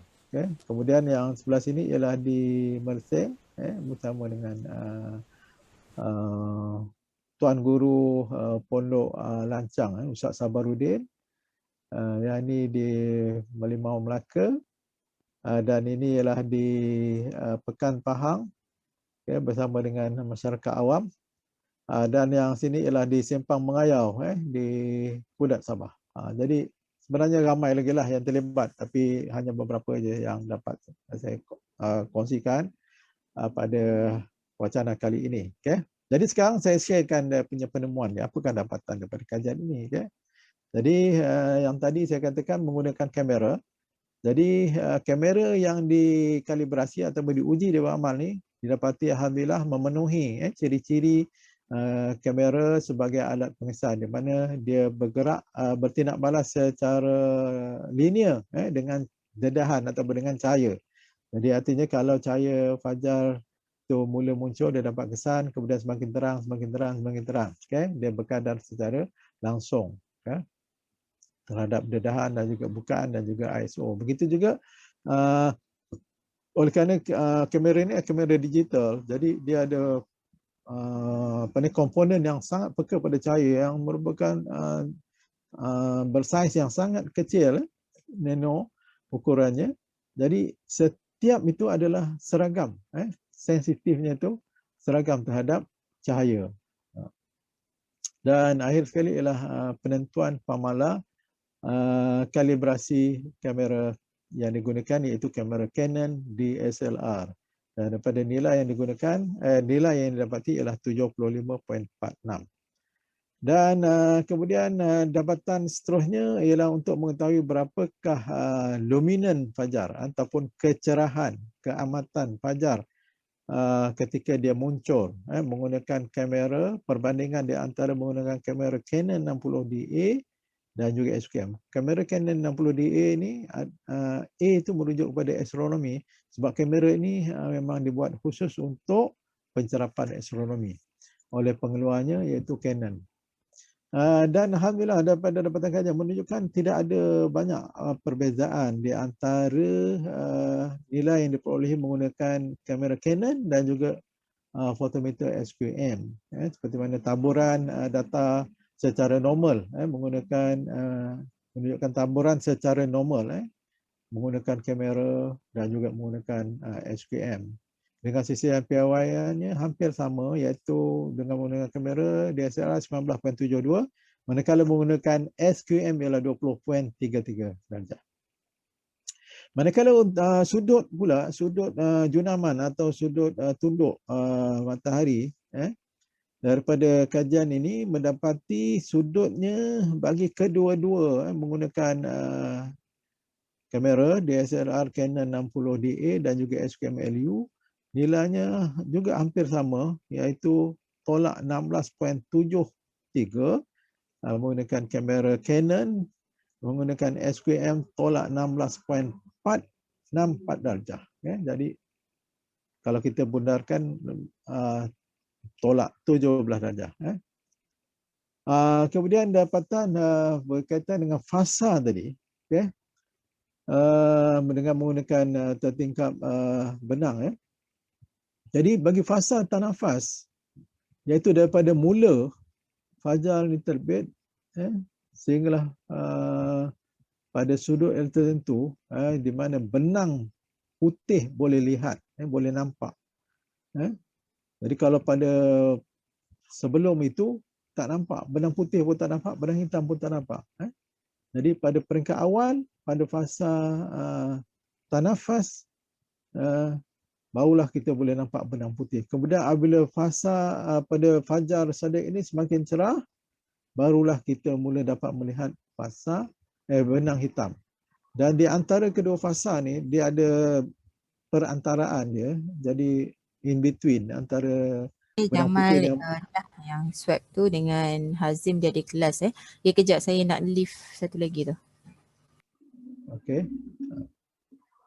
Okey, so jadi fasa isfar ni dia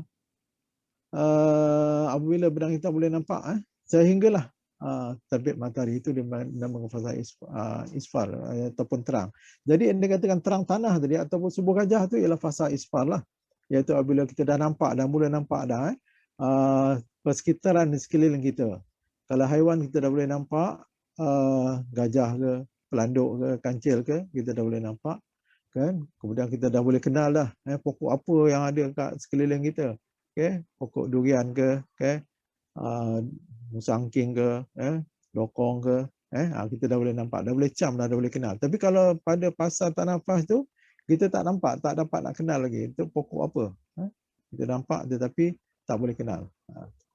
Jadi ini juga kita telah pun dapat nilai sudutnya seperti mana paparan ni.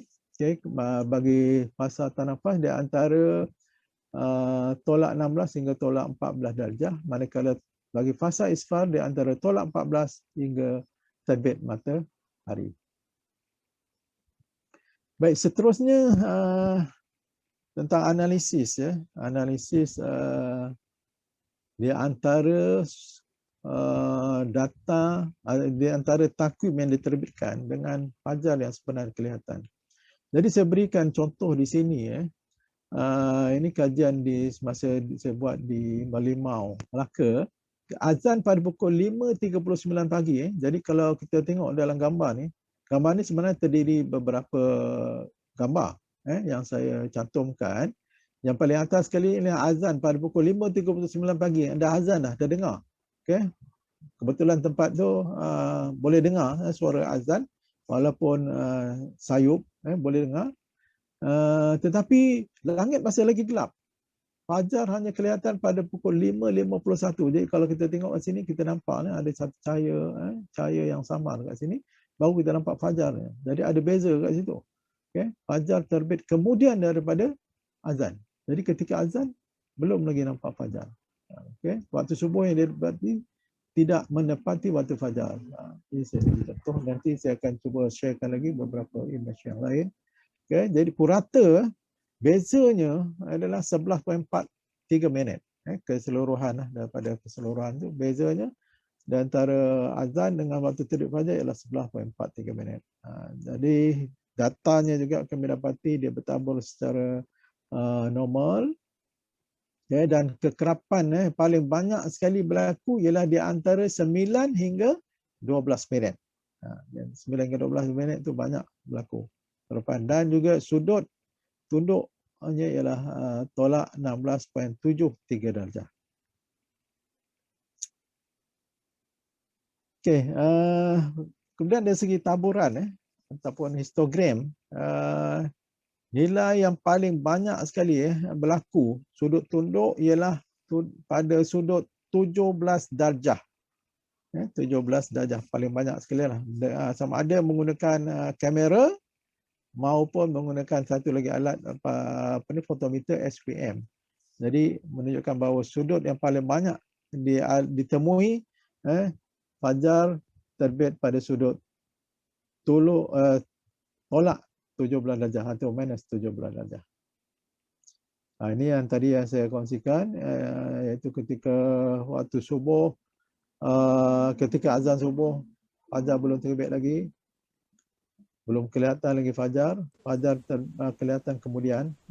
Dr. Kasim, setiap perubahan darjah tu berapa minit? Dia 4 minit, Prof. 4 4 minit. 4 minit beza dia lah. Kalau daripada 16 kepada 17 jatuhnya 4 minit beza dia. Okey. Okey, so jadi ini satu lagi contoh perbandingan yang kami dapati. Kalau di sebelah kiri ni, iaitu kita nampak gelap. Ini ialah pada sudut matahari berada 20 darjah di bawah ufuk. Jadi gelap tu sebab fajar belum terbit lagi. Tapi azan pada masa dulu, azan pada sudut 20 darjah. Tapi yang sebenarnya fajar sendiri baru terbit pada tolak 16 darjah. Okay? Baru nampak seperti mana gambar yang di sebelah kanan di sebelah kanan ni. Ini baru kita nampak fajar kan. Kita nampak cahayanya suram saja. Okay? Samar saja, redup saja. Okay? Melintang di ufuk barat. Ini kita nampaklah kan bagaimana fajar terbit kan daripada sebelah kiri sekali.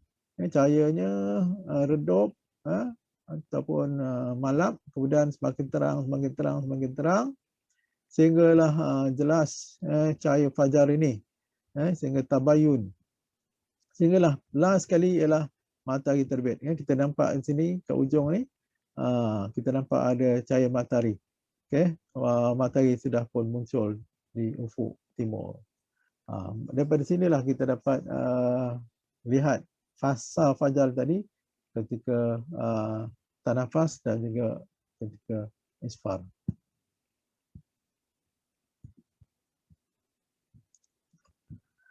Okey, ini saya kongsikan lagi beberapa gambar. Tadi saya dah sharekan gambar. Ini di Langkawi pada 24 November 2017. pada pukul 5.52 azan. Tapi langit masih lagi gelap. Tak nampak fajar. Fajar hanya kelihatan pada pukul 6.03. Okay? 6.03. Dan semakin selepas tu semakin jelas lah. Kita nampak semakin terang, semakin terang. Ini perkongsian lain. Bagaimanakah fajar yang dapat dicerap di Gunung Ledang. Ni naik gunung ni. Daripada puncak Gunung Ledang ni nampak pekan Jementah ni, Prof. Kampung saya tu. Ya. Kemudian Batu Buruk di Terengganu kita nampak seperti ini. Kemudian di Bembang Jasin. Okay. Ini di Kuala Terengganu. Fajar ketika terbit. Dia ada warna kemerah-merahan seperti mana yang disebut dalam kitab fiqh. Melintang cahaya. Kemudian ada juga cahaya putih. Ini lagi fajar Sadiq yang muncul di timur. Ini juga fajar di Gili Genting di Gili Genting. Ini saya bersama dengan Pak Husin yang membantu saya di Pulau Gili Genting. Okay, kemudian saya kongsikan tentang fasa fajar, iaitu fasa tanafas dan juga isfar. Jadi kalau kita tengok di sebelah kiri ini ketika fajar mula muncul. Jadi memang sangat malap, sukar kalau kita nak tengok kali pertama. Kalau pengalaman orang awam kali pertama melihat fajar, mungkin dia tak nampak bahawa fajar dah ada tu. Okay? Kemudian baru kita nampak sudah semakin jelas, tapi masih lagi belum begitu terang. Okay? Baru nampak benang putih je. Kemudian dia semakin terang. Okay? Ini baru kita masuk pada fasa tanafas bila sudah mungkin terang. Benang hitam kita dah boleh nampak. Sehinggalah terbit matahari. Kita nampak di sini. Matahari dah terbit. Maka daripada situlah kita dapat bezakan antara tanafas dan juga asfar. Iaitu ketika benang putih dan juga benang hitam. Ini dengan menggunakan tertingkap benang yang saya banner. Simple saja alatnya dan masing-masing bolehlah cuba selepas ni. Ini saya nak gambarkan bagaimanakah suasana ketika cerapan dibuat di langit. Ini di atas, bukan di ufuk. Kalau di ufuk mungkin dia agak berawan. Tapi kalau tengok langit di sebelah atas, subhanallah. Nak bertanya Dato'. Ya. Dia antara jarak antara fajar tanafas dengan asfar tu berapa minit Dato'? Untuk makluman Dr. Kasim, yang tanya tu Pramadia Dr. Ni Usri daripada ISI Malaysia Kelantan. Oh ya. Dr. Ni. Jadi kalau tadi saya kata dia antara sehingga 16 19-16 darjah, jadi lebih kurang dalam 4 darjah, lebih kurang 16 minit lah. 16 minit. Barulah munculnya tanafas. 16 minit. Sebab dia 4 darjah. 16. Okey, so jadi rumusan ataupun sebahagian pada rumusan dapat kajian yang saya ingin kongsikan pada pagi ini ialah waktu subuh yang dihitung dengan waktu jurnaman matahari, iaitu tolak 20 darjah dan 19 darjah tidak bertepatan dengan waktu terbit fajar sebenarnya. Dan kajian fajar Sadiq terbit mengikut kajian ini, nilai puratanya ialah tolak 17 darjah, iaitu apabila dibundarkan. Okay.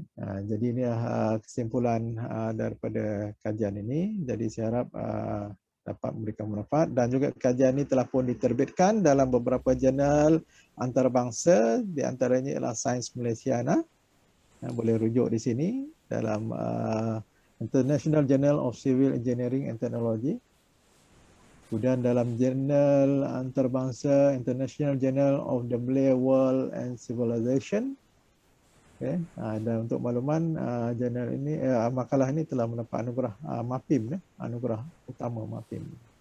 Dan juga anugerah terbaik jurnal utama, anugerah terbaik jurnal utama dalam kajian sains sosial.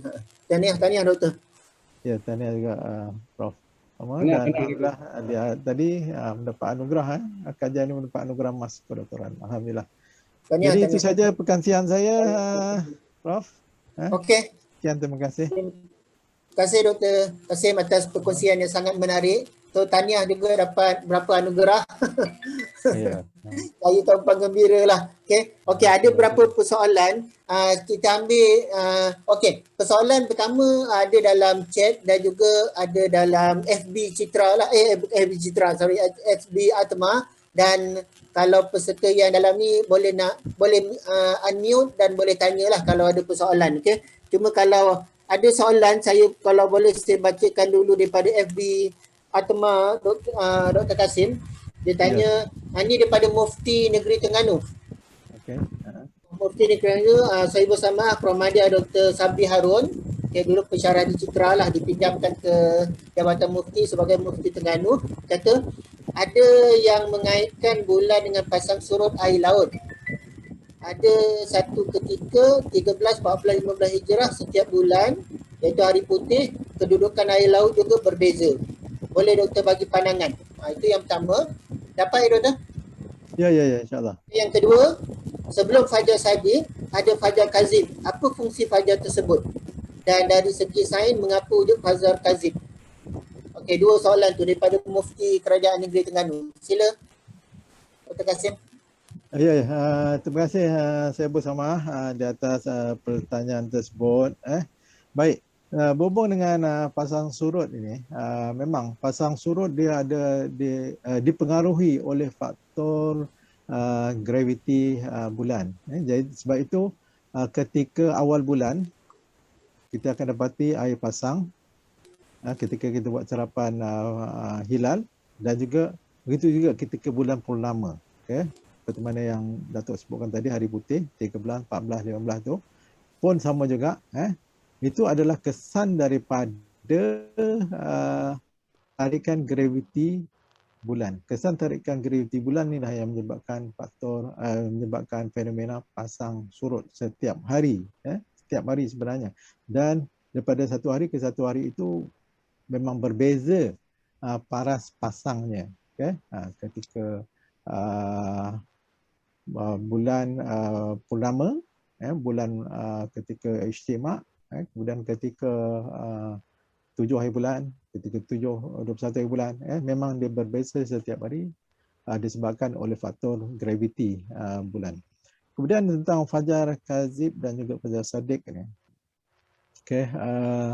Fajar Kazib dia tidak ada memberikan implikasi kepada ibadat.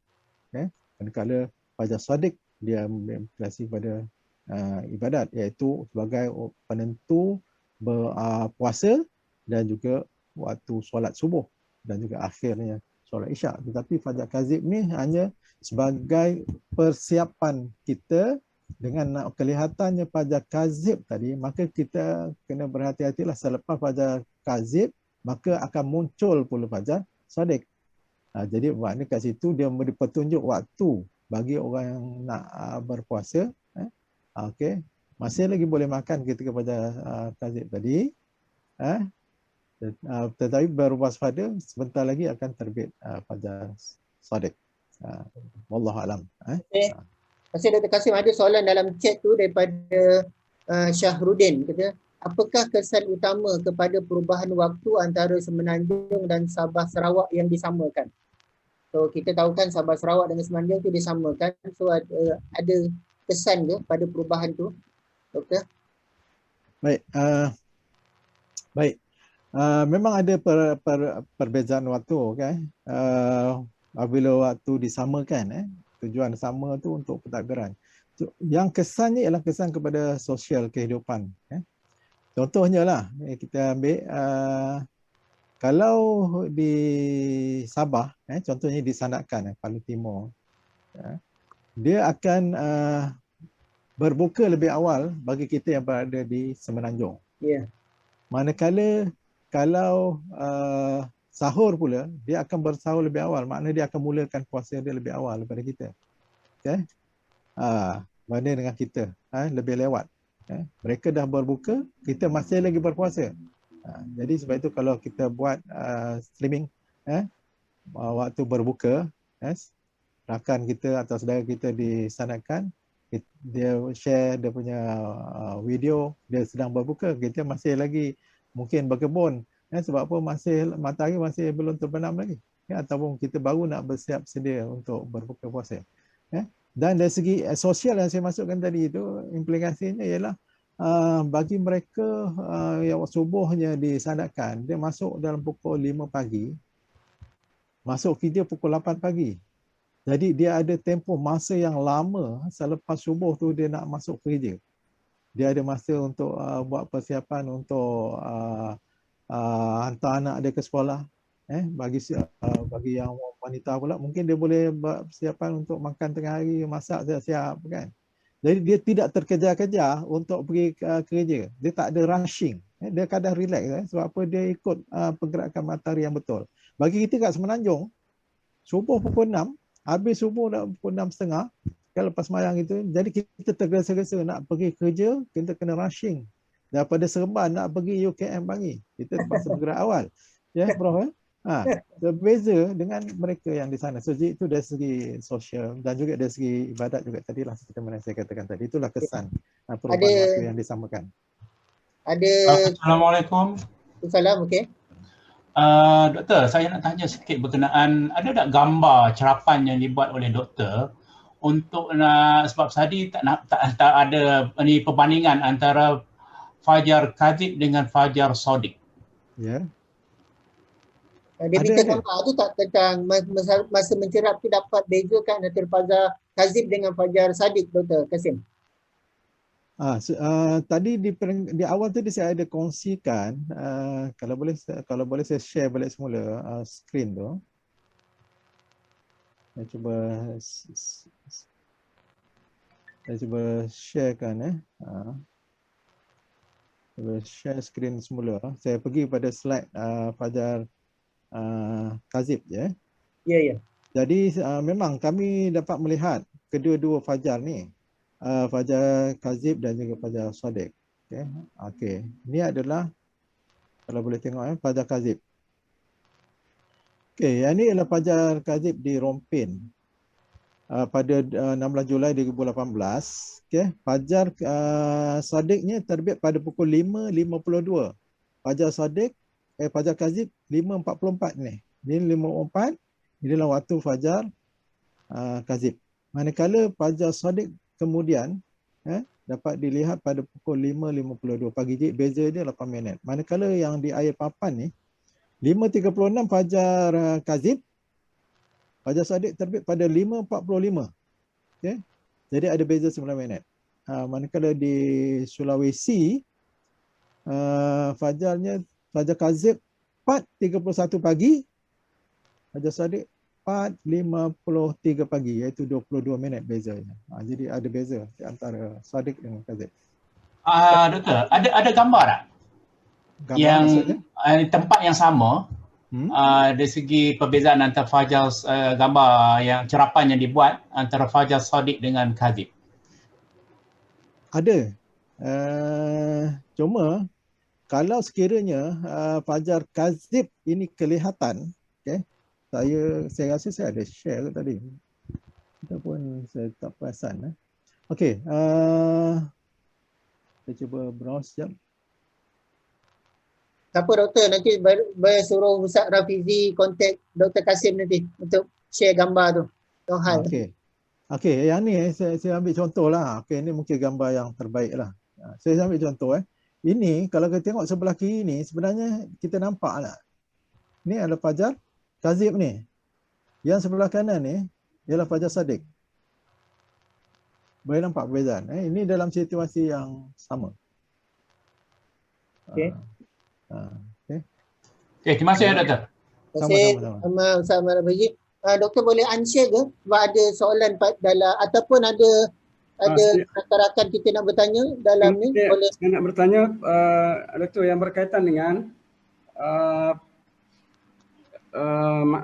dan Syekh Tahir Jalaluddin. Ya. Mungkin ada perbezaan dengan kajian yang telah dilakukan oleh doktor ini. Mungkin kita boleh yang digunakan, metode yang digunakan oleh Syekh Tahir dan juga kawan-kawan pada waktu itu adalah mungkin kita katakan hisab. dan apa yang dilakukan oleh doktor ni adalah ru'yah ataupun Ya. macam mana kita nak buat kesimpulan itu, doktor? Silakan. Okey, terima kasih. Terima kasih Atas Prof. Maya, Dr. soalan, Nidri. Okey, terima kasih doktor. Jadi sebab itu tadi saya kata Syekh Tahir mencadangkan sudut 20 darjah tu bukan tidak disertakan dengan bukti cerapan. Jadi saya menganggap itu hanyalah sekadar hitungan saja, hisap. Sepatutnya kena dibuktikan bahawa dia telah melakukan ru'yah, telah melakukan cerapan. Tapi saya dapati dalam kitab ni dia tak sebut bahawa sudut yang dihisap itu bertepatan dengan ru'yah yang dilakukan. Jadi saya anggap dia tidak adalah bukti ru'yah. Hanyalah sekadar hisap saja. Wallahu alam. Okey, terima kasih. Ada soalan lain ke? Dr. Kasim boleh Boleh saya mencelah satu soalan? Saya Mizan Hitam UiTM. Ya. Dr. Kasim, ada satu yang saya tak pasti, tadi saya dapat hadis separuh masa. Cuma saya nak tanya mengenai waktu isyraq. Ya. Mengenai waktu terbit matahari isyraq, syuruk tu dan waktu solat sunat isyraq. Ya. Dulu saya berlaku confusion bila disebut waktu isyraq itu. Adakah itu waktu boleh salat sunat isyraq ataupun 10 minit ataupun beberapa minit selepas itu? Okey. Saya tanya pada beberapa ustaz mempunyai jawapan yang berbeza-beza, mungkin kerana mereka tidak mengetahui soal syuruk yang dimasukkan dalam kalender kita ataupun terbit matahari ataupun sudah boleh salat sunat isyraq. Okey, terima kasih Prof Dr. Mizan daripada UiTM Shah Alam. Ketika terbit matahari itu kita belum boleh solat sunat lagi sebab apa, matahari dalam proses dia terbit tu ada masa lebih kurang dalam 2 minit baru dia akan terbit keluar munculnya. Kita selalunya apabila matahari sudah tinggi lebih kurang sekitar 3 darjah daripada ufuk. Kalau 3 darjah ni antara 12 hingga 15 minit lah. Barulah kita boleh mengerjakan solat sunat isyraq. Bukan ketika matahari itu dah kita nampak matahari itu terbit terus kita solat dah. Wallahu alam. Jadi biasanya sekurang-kurangnya 10-12 minit lah ya selepas itu. Ya. Seleloknya 12 minit lah, Prof. 12 minit hingga 15 minit lah. Dalam tempoh tu, selepas tu kita boleh solat. Okey. Assalamualaikum. Boleh tambah sikit? Sila. Saya Ahmad bin Abidin daripada Melaka. Ya, sila. Ada laku Anak murid kepada Dr. Kasim juga. Ya, sila. Okey, merujuk kepada soalan tentang isyraq tadi. Tambahan sikit daripada saya lah. Jadi ada hadis yang bahawa kena cek. Jadi di dalam hadis tu disebut kadar lembing pada waktu itu. Jadi mengikut Dr. Salah Amir, yang jadi masalahnya kenapa ulama berbeza, yang macam tuan yang bertanya tadi, ialah kewujudan lembing yang berbeza saiznya. Ada yang bila mereka melihat lembing yang digunakan di zaman Nabi, ada banyak saiz. Jadi ketika mereka mengukurnya, di situ wujudnya perbezaan. Jadi Dr. Salah Amir dia mengkaji antaranya dia mengambil lembing yang paling pendek lah. Jadi dia mengatakan 12 minit bertepatan dengan Dr. Kasim tadi kata 3 darjah. 1 darjah adalah 4 minit, jadi 3 kali 4 adalah 12. Jadi itu sebab punca dia. Kenapa berlaku perbezaan? Kerana dalam hadis yang satu, tetapi ketika mereka mengkaji tentang kadar panjang lembing itu berbeza.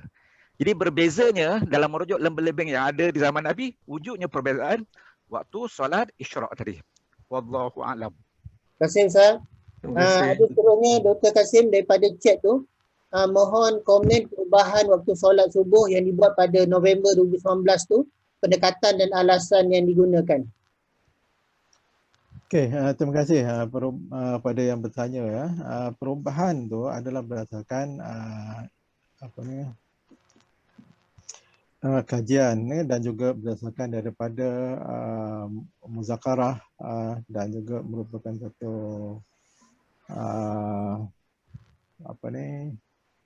keputusan yang diputuskan oleh ulil amri yang mengambil kira bahawa waktu subuh ini perlu dilakukan perubahan berdasarkan dapatan kajian menunjukkan bahawa ketika azan fajar belum terbit lagi, maka dengan itu Muzakarah Fatwa Kebangsaan telah memutuskan supaya waktu subuh ini dilakukan perubahan. Maka dengan itu telah pun diputuskan di peringkat Muzakarah Jawatankuasa Fatwa Kebangsaan, waktu subuh perlu diubah sebanyak ditambah sebanyak 8 minit. Wallahu a'lam.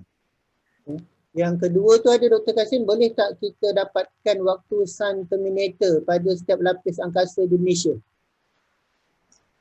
Itu kena merujuk kepada infirmaries Itu angkasa lah. ataupun tak termasuk dalam skop kajian saya lah. Okey, terima kasih. Ada soalan lain ke? Kalau boleh unmute dan boleh bertanya terus ataupun boleh bertanya dalam Zoom dan juga FB Soalan dan Tamadun Melayu. Assalamualaikum. Assalamualaikum. Sila. Nama saya Hassan Hussein daripada Johor Bahru. Berkenaan dengan, saya nak tanya dengan Dr. Kasim, saya difahamkan memang saya mengikutilah Dr. Kasim punya kajian dan juga pemerhatian. Saya difahamkan memang sebelum itu, I think semenjak awal 2010 ataupun just a few years after that, Persatuan Falak Syar'i memang membuat kajian tersebut dan dapatan-dapatan lebih awal lah. Cumanya yang Dr.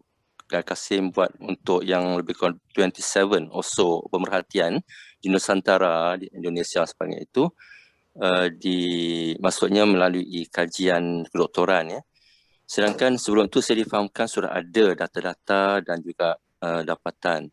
Tetapi mungkin authority atau ulul amri pada sama ada di negeri ataupun di persekutuan mungkin tidak menerima ataupun bagaimana, itu bagaimana keputusan membuat itu. Mungkin ini lain sikit lah kan, sehingga kan mungkin saya sendiri pun macam confused sikit lah. Tetapi saya yalah, kita kat taman kita ikutlah yang sini kan. But then at the same time, bila kita dapat pemerhatian daripada Dr. Kasim sendiri sebagai ahli falak maka memang berlaku sedikit apa orang kata apa sikit lah macam keliru sikit lah Jadi di segi keputusan, contoh majlis agama lah maksudnya, dia tidak menerima atau bagaimana tu? Dia dalam hal membuat hukum kuasa yang tertinggi sekali di negara kita ialah jawatankuasa ataupun muzakarah fatwa peringkat kebangsaan. So jadi apa-apa dapatan kajian dia bukanlah pemutus. Yang pemutusnya ialah jawatankuasa fatwa kebangsaan. Jawatankuasa fatwa kebangsaan inilah akan buat pertimbangan. Ada beberapa pertimbangan. Dia bukan hanya semata-mata dapatan kajian saintifik saja yang seperti mana yang saya buat ni. Dia akan buat pertimbangan-pertimbangan yang lain. Dia akan tengok keadaan semasa dan juga dapatan-dapatan kajian yang lain kan, untuk membuat satu rumusan ataupun untuk menghasilkan satu fatwa bahawa sekian perubahannya. So jadi yang itu memang terpulang kepada pihak jawatankuasa dalam mengeluarkan keputusan atau membuat hukum dalam menentukan yang mana satu yang nak diterima pakai. Wallahu a'lam. Baik, terima kasih Dr. Baik. Untuk makluman Cik Hassan juga, Dr. Kasim pun pernah atas bentangkan dapatan ni pada muzakarah fatwa kebangsaan Dr. Kasim? Ya, muzakarah falak kebangsaan. Falak kebangsaan, okey. So ada satu lagi, adakah kamera yang digunakan dalam kajian mengambil kira ufuk hakiki dan ufuk biasan? Okey, dalam cerapan kita hanya berdasarkan ufuk ketara, bukan ufuk hakiki. Artinya apa ufuk yang kita nampak lah, tidak mengambil kira ufuk hakiki. Apa yang kita nampak itu yang kita rakam dan itulah yang digunakan dalam dapatan kajian. Allahuakbar. Ya. Terima kasih. Ada lagi ke soalan? Kita ada lebih kurang 10 minit lagi sebelum jam 12 kalau ada persoalan.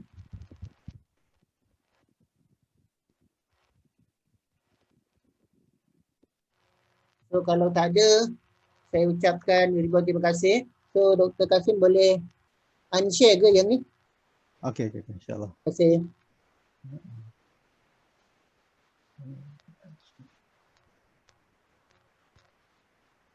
So saya ucapkan ribuan dan jutaan terima kasihlah pada Dr. Kasim atas penerangan yang diberikan, ceramah yang diberikan pada hari ini. Saya rasa satu yang menarik sebab kajian ini memberi impak yang cukup besar dari segi ibadah kepada umat Islam kan, terutama dalam kita nak memulakan waktu subuh kan. So sebab ada hadis Nabi itu kan tentang solat sunat subuh tu lebih baik daripada dunia dan seisinya kan.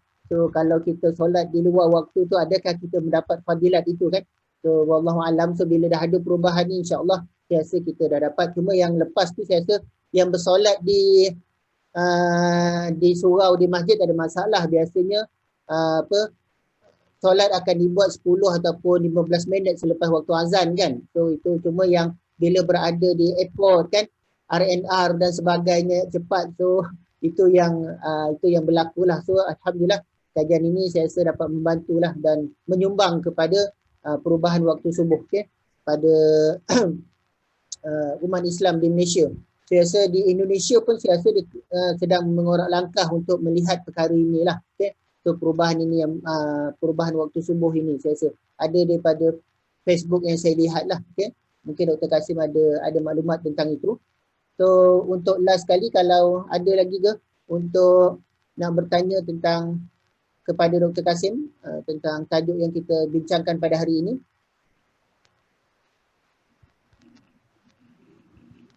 Kalau ada boleh. Assalamualaikum.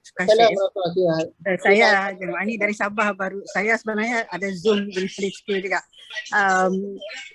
Begini, tadi dikatakan kalau ada azan 15 minit begitu baru kita solat ya. Pada satu masa, satu waktu tu. Katakanlah subuh, katakanlah contohnya subuh kalau azan di sini katakanlah jam 4.50. So kita kena tunggu 15 minit kah baru kita solat kalau kita di rumah lah. Tidak perlu tunggu. Terus dia solat. Waktu yang sekarang ini sudah betul. Waktu sekarang ini sudah betul. Itu sudah dibetulkan. Sudah dibetulkan, sudah tidak perlu lagi. Satu lagi doktor, tadi pasal syuruk ya. Syuruk tu kita solat boleh solat isyak setelah kita tunggu 12 minit lagi gitu ya. Ya, selepas 12 minit. Ya. So bagaimana kita nak tentukan solat duha? Berapa minit setelah isyak tu duha? Jadi yang ini ada beberapa pandangan, ada mengatakan isyak tu adalah dua awal kan. Ada mengatakan kalau duha ni apabila panas tu telah pun terasa panasnya. Kalau waktu isyak tu belum terasa lagi panasnya. Jadi seorang itu boleh merujuk pada ustaz-ustaz yang lebih arif lah tentang waktu duha ni. Wallahu a'lam. Terima kasih. Jazakallah khairan. Terima kasih. Saya dengan Zoom juga ni dengan KL pada masalah. Jadi saya lewat masuk. Ya. Terima kasih banyak. Terima kasih. InsyaAllah. Boleh dibenarkan untuk mulakan dia punya bisnes. Puan Hajar boleh mute. Okey, terima kasih. So saya rasa itu saja untuk wacana. So mungkin ada sepatah kata yang terakhir daripada Dr. Kasim, sila. Sebelum kita tutup wacana pada pagi ini, Dr. Kasim. Alhamdulillah saya telah dapat bersama-sama berkongsi. Semoga perkongsian ini memberikan manfaat kepada kita dan juga kita dapat memahami lah tentang penentuan waktu solat. Okay? Jadi yang penting sekali ialah kita kena yakin bahawa waktu solat itu berdasarkan kepada fenomena yang telah pun disebutkan ataupun yang diajar oleh Jibril kepada Nabi Muhammad SAW. Saya ambil contoh paling mudah. Kita sekarang ni sudah terbiasa, maksudnya waktu solat kita tengok jam, ataupun tengok takwim. Tetapi sebenarnya waktu atau takwim tu hanyalah berdasarkan hisab. Apa yang perlu kita kena yakin ialah, saya ambil contoh hari ini waktu Zuhur dan 1:09 bagi satu tempat itu. Maka kita yakin pada 1:09 itu matahari telah gelincir. Matahari telah gelincir. Bukan kita yakin 1:09 tu. Tapi pada 1:09 itu kita yakin matahari telah gelincir. Dan sebaik-baiknya kita dapat buktikan pada 1:09 itu matahari telah gelincir. Begitu juga lah pada waktu solat yang lain. Pada waktu subuh, misalnya hari ini subuh pukul 5:49 pagi, contoh. Jadi kita yakin pada pukul 5:49 itu fajar telah terbit dan kita boleh buktikan pada diri kita fajar telah terbit. Itu yang sebaik-baiknya supaya kita yakin apakah waktu itu benar atau tidak. Dan kita biarlah beramal dengan ilmu, terutamanya dalam hal waktu solat ni. Jadi kita kena tambahlah ilmu kita pada semasa ke semasa supaya kita beramal sebagai seorang Islam dengan ilmu yang benar. Dan saya ingin rakamkan sekali lagi ucapan terima kasih kepada pihak ATMA kerana berruang kepada saya dan juga ucapkan terima kasih kepada semua pihak seperti yang saya sebutkan tadi di awal tadi yang telah membantu saya selama ini dalam saya menjalankan kajian, supaya kajian ini bermanfaat kepada diri saya dan pada seluruh umat Islam dan juga ummah. Sekian. Wabillahi taufiq wal hidayah. Wassalamualaikum warahmatullahi wabarakatuh. Assalamualaikum warahmatullahi wabarakatuh. So saya rasa kepada yang berminat untuk bertanya lebih lanjut tentang penumpuan Fajar Subuh ataupun Falak ni boleh berhubung dengan Dr. Kasim lah. Melalui Akademik Falak Malaysia kan Doktor? Ya. Okay, so boleh berhubung. InsyaAllah ada nak jemput Doktor bagi talk ke dan sebagainya. So sangat-sangat dialukan lah. Saya rasa kan tak ada masalah. Doktor pun free lunch ni. So tak ke mana. So online lagi kan. So tak ada masalah. So saya bagi pihak Institut Alam dan Tamadun Melayu ATMA mengucapkan ribuan terima kasih pertama kepada Dr. Kasim atas pembentangan dapatan kajian pada hari ini dan kepada semua yang menonton ataupun bersama dengan wacana pada pagi ini sehingga tengah hari ini. So terima kasih banyak. InsyaAllah akan ada siri-siri wacana ATMA yang selanjutnya lah. So dengan itu kita sudah dengan tasbih kifarah dan suratul Asr.